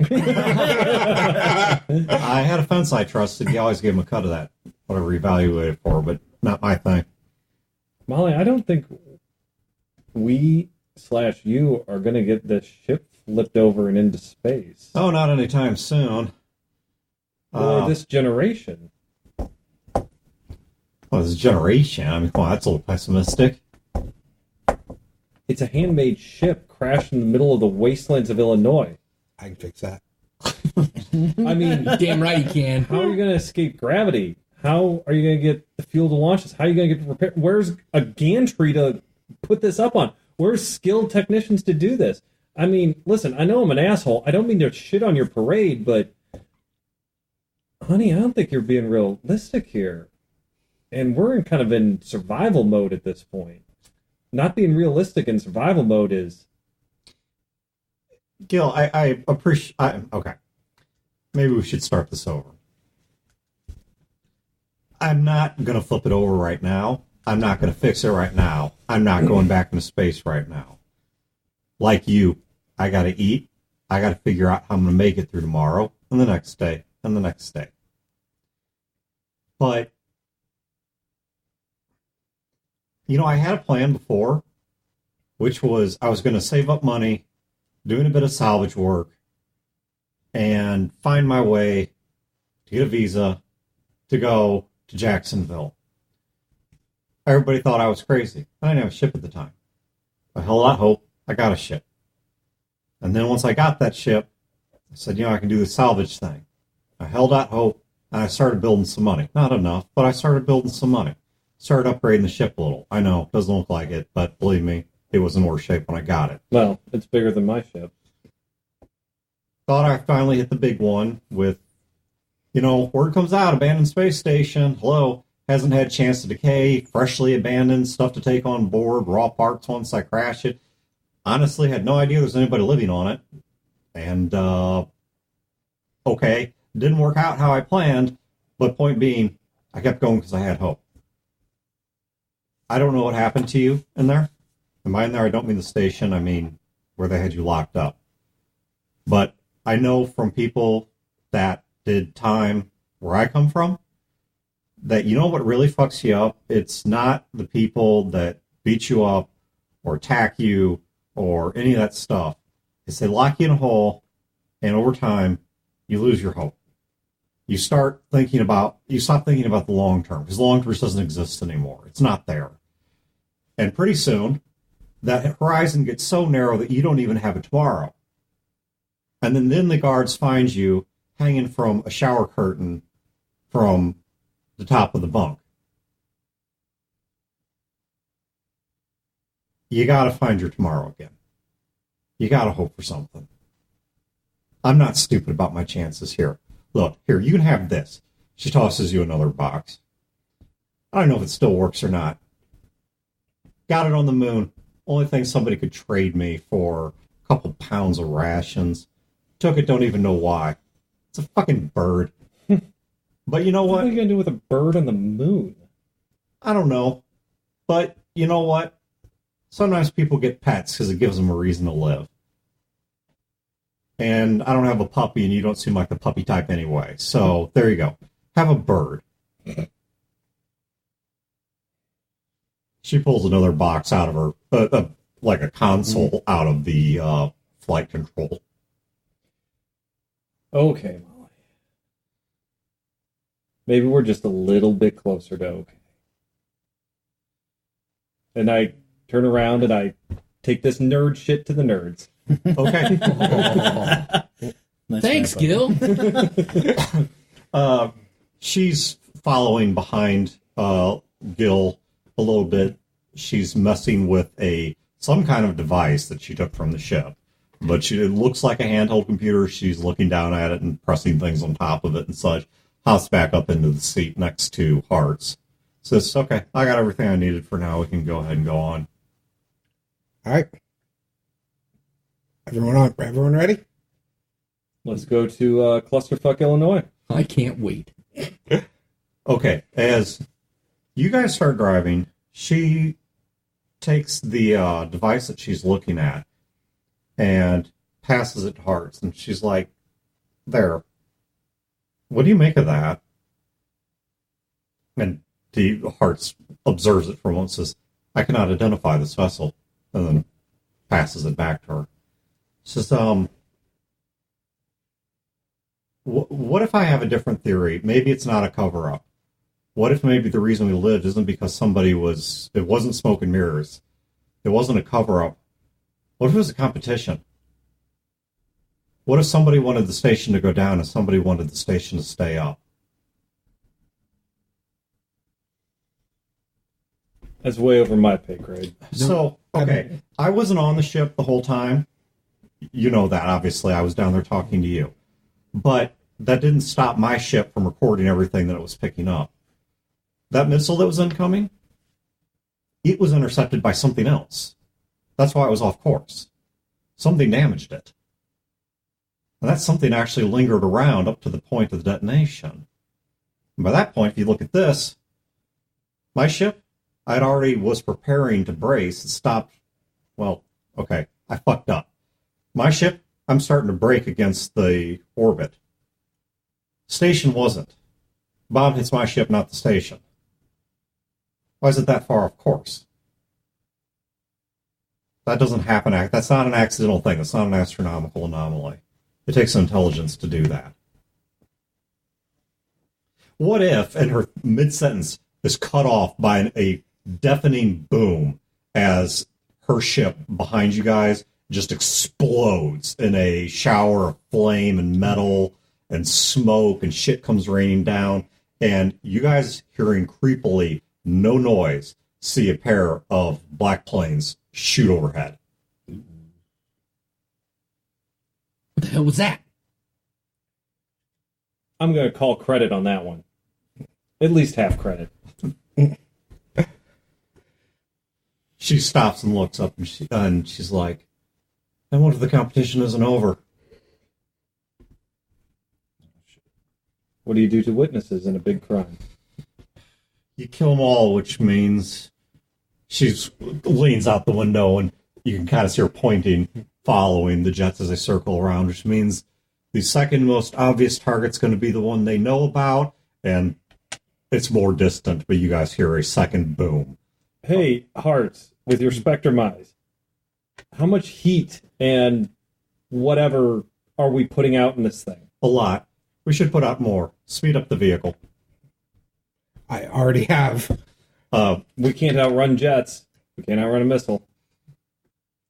That's not my intention.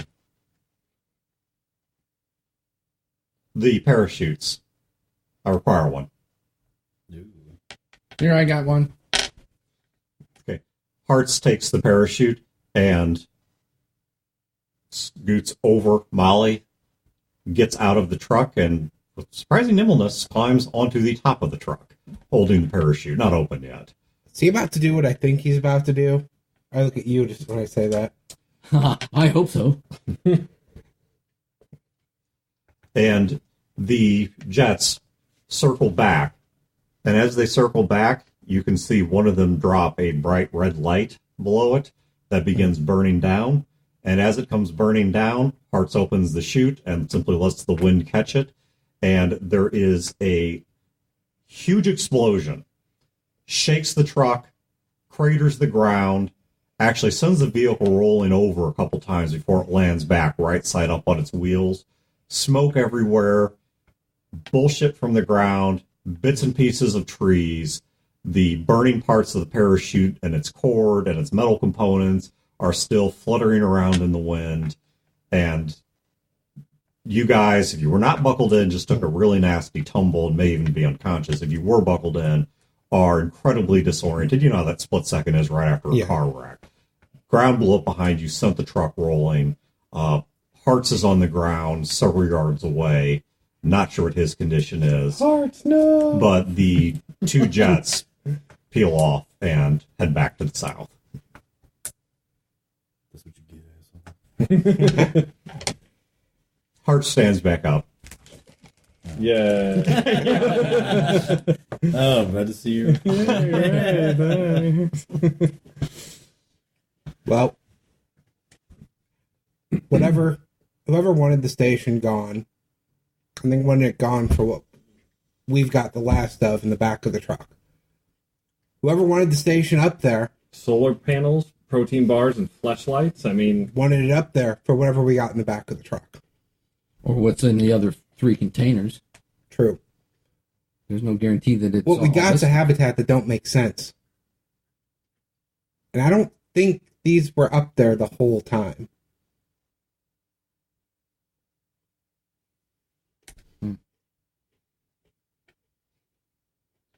So plan's still the same. We go to this town and we figure it out from there.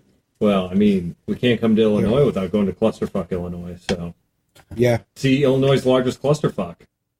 we fade in with the locals. We can do this. with our giant space truck I don't know what space truck. and our hygiene and education and non-cannibalism. There's no way this can go awry. Well, I'm in. hygiene ain't a problem for you. Oh, yeah. Red Alert is definitely on the menu tonight. Okay, that's where we'll end the prologue game. The next actual game will pick up into the future from that, probably about a year into the future from that. So you guys Where will... we have rad bears. Well, you guys have rad bears, and you'll have been doing some trading and traveling. Comments, questions, post-game commentary. For anyone who is playing the home game, there will be no real game cards being read this time because no real game was played, at least not that I'm privy to. So there will be no post-game card reading just because there are no cards to read. So everything was done. There was some... Above board. Yeah, everything was above board. There was a little bit of tittering. But, No, we're funny. but there was no outright under the table stuff. So comments, thoughts. I realize that in terms of start, that's a very, very different sort of setting and feel than the prior Skies of Glass game had. Right. Than any Skies of Glass game I've played. I liked it. It was Yeah. good. Yeah. Had a good time. Yeah. I like Gil. God damn, he's an asshole. Mm. I knew he was a bully. I didn't know how far I was going to take it with him. So, Well, that's kind of something I was measuring out too, because which NPCs you ended up with, if any. Because I've got plans for all three of the NPCs you ended up with, but all three of them were also kind of a Rorschach test. yeah. Because I was curious to see what would you do with somebody that's maybe right in the edge of the law, but is still a law-abiding, upright citizen, has a conscience, et cetera, et cetera. How would you feel about an unknown quantity of robot? And in the case of Fat Tony, as he's now come to be known, which will totally trademark since The Simpsons has never used a character by that name. Right. I was kind of curious, what would you guys do with him? And then there was going to Punch him in his fat face. there was going to be some inevitable repercussions to that because Molly was forming her opinion of you guys based on how you handled Tony. Because it's kind of like that's her way of seeing what you do with somebody you don't like, who's not an immediate threat to you, but you just don't like. Right. Well, he was calling down his boys. That was actually the real thing. It wasn't that he was questioning Gil or giving him lip. It was that we were going to go, and, we were the assholes because we were technically going to leave him behind. I mean, I'm not justifying our actions. We were assholes. But he was calling down... distraction. Yeah, he was calling down his boys who were going to kick our ass, so some had to be done. If you guys had actually stuck around and done a little bit more of connect the dots and actually attempted to save the station yourselves, it would have been much like the boat. Just as you would have learned a lot more about how and why the boat sank if you attempted to stick with it. In the same way, if you guys had attempted to clear the station of those robots, there's a lot of things that you would have learned above and beyond the little tidbits that Molly gave you at the end. There's a lot of things that you would have learned and would have encountered up there that could have radically changed the course of the entire campaign that's about to occur. So it'll be interesting to see once again. It would make sense for the characters, though. Gil's not a big picture guy. I could not have seen these characters wanting to save the station. Well, I didn't think you'd want to save the station so much as it's more of you'd want to save your own teeth. Right. That was more how I saw the motivation. I thought you'd be a little bit slower to let's grab a random person's ship and get out of here. I thought you guys... I didn't expect you guys to do Gil this. was right on the edge of punching her in the gut and stealing her your ship. Yeah, I was all about that. I was But- waiting for it to happen. But which would have been great because we would have gotten to, if that would have happened, we would have gotten to that point and realized we don't know how to fly a ship. Right. Or we would have had to have fought a robot that could have clearly killed us. Right. But We would have had in-party fighting, because Well, she was being reasonable. You know, at the point where he was like, okay, he's desperate, he's going to do something violent and take her ship from her. At that moment, she was like, well, I'm going to leave your guys' asses here to die. But then she came around and she's like, okay, I just can't kill people. I just can't do that. And Gil was like, step down with her. Yeah. As that went. And I liked their, I mean, it was just a one game. I really liked their relationship because their relationship is in lockstep. You know, as they don't trust each other equally, and then they do trust each other, then it's just like, you know, it's like that thing at the end. It's like, okay, well, one more step towards okay. Yeah. I would have knocked her out and taken her ship, but I would have brought her with me. I wouldn't have left her behind. Gil didn't think that far. Yeah, Hearts is not a combat robot. He's not your new Casey. But he is.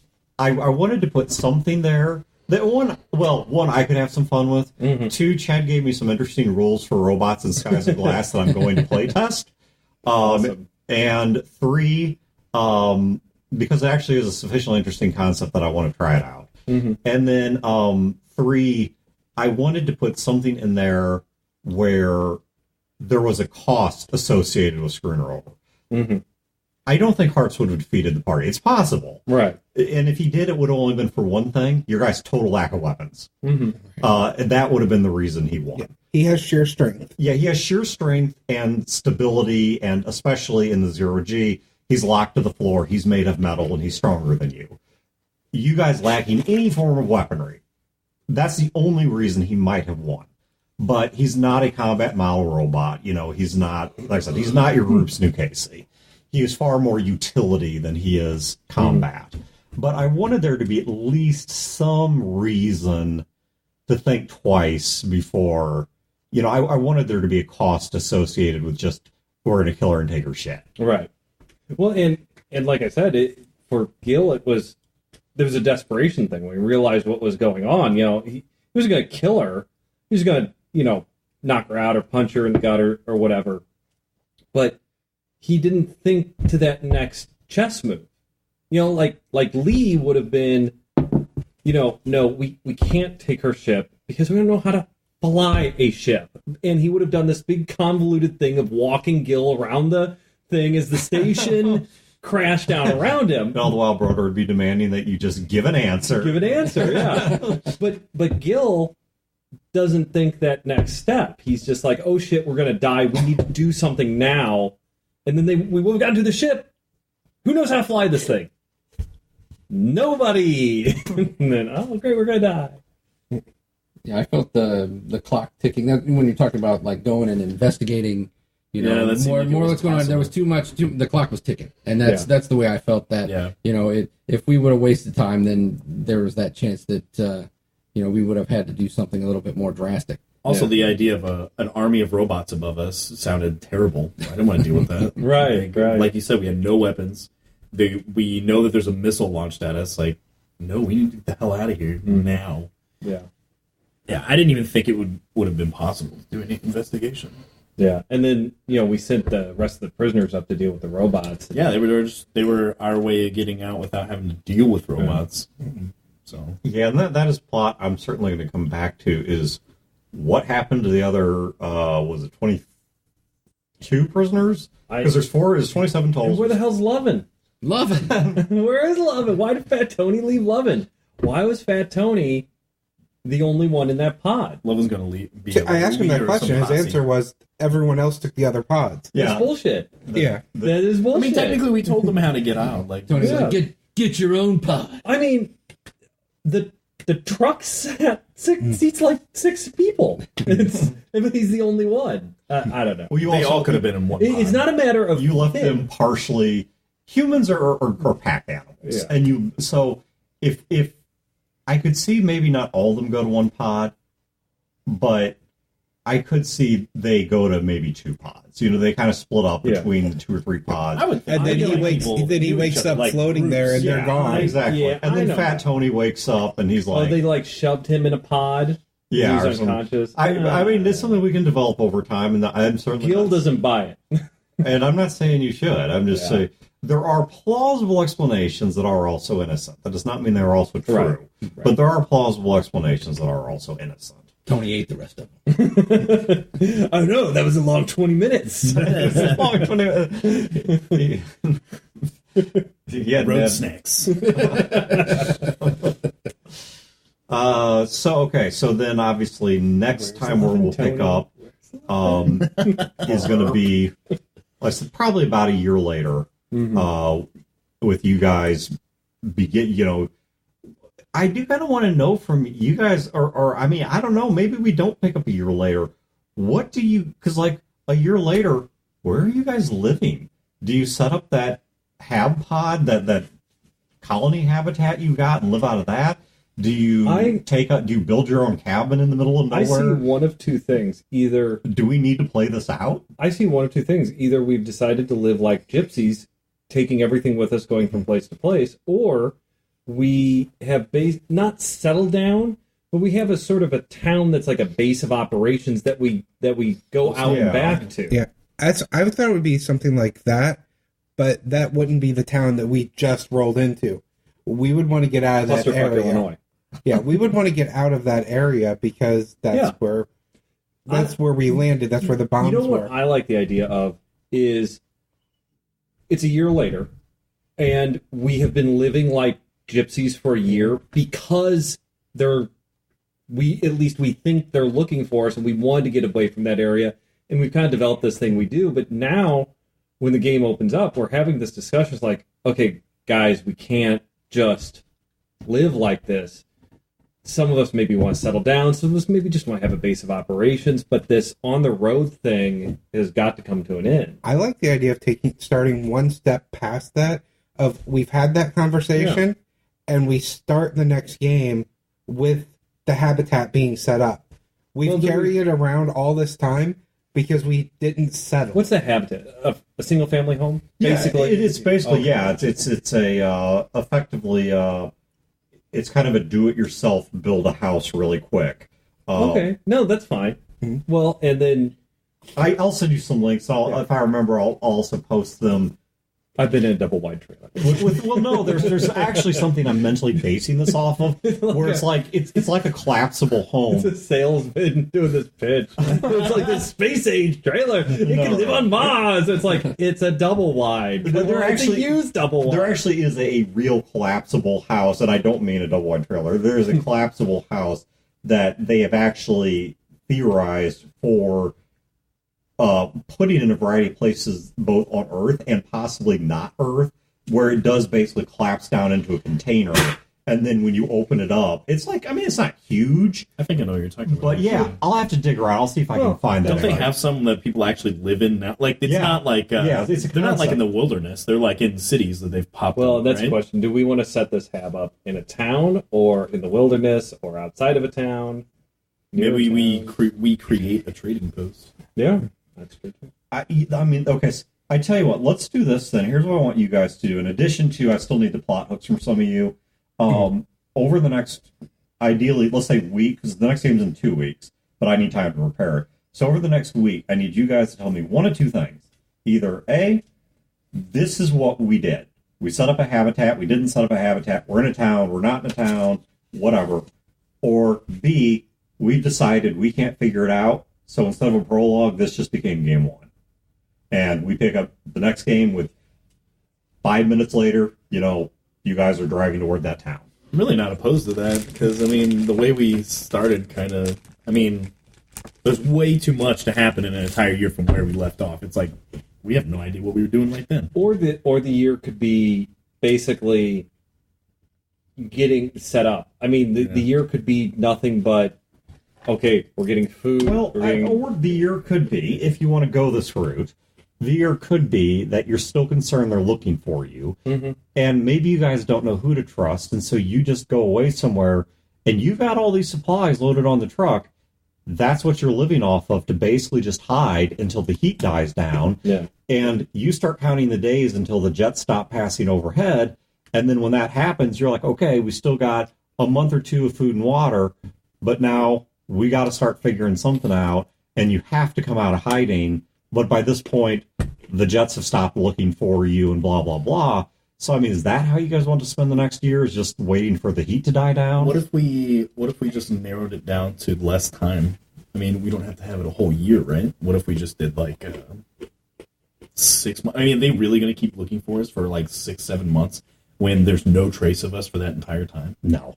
So, like, we don't really need to do a whole year. We could do a shorter time than that. And that still keeps the situation fresh enough to where we still don't know. So, I like the idea of jumping past some of the awkwardness of our first interaction with Earth people. Right. Oh, sure. And, basically get us past the... Our first bout of dysentery. Basically, all of first the... rad bear attack. Right. No, we're doing that. I mean, even a few months is enough time to get kind of over that kind of stuff. That's why I definitely like the jump as something to... Oh my god, you actually kill an animal and eat it. You just don't have algae all right, so bars. what if we skip from like spring to fall, because that gives you some time to get settled, but now you have motivation to do something because winter is coming. Yeah. I like that And idea. you're going to have to, but fall still gives you a couple months before you hit the really, really rough patch. So does that work? Skip forward to like maybe like September or something and then go from there? Yeah. I like that idea. Okay, so that's where we'll pick up next game, is then in 2 weeks. We'll pick up in September. So once again, those of you who have not already, please get in your plot hooks. As for you guys listening, thanks for tuning in, and we will catch you with the next installment of Skies of Glass in 2 weeks.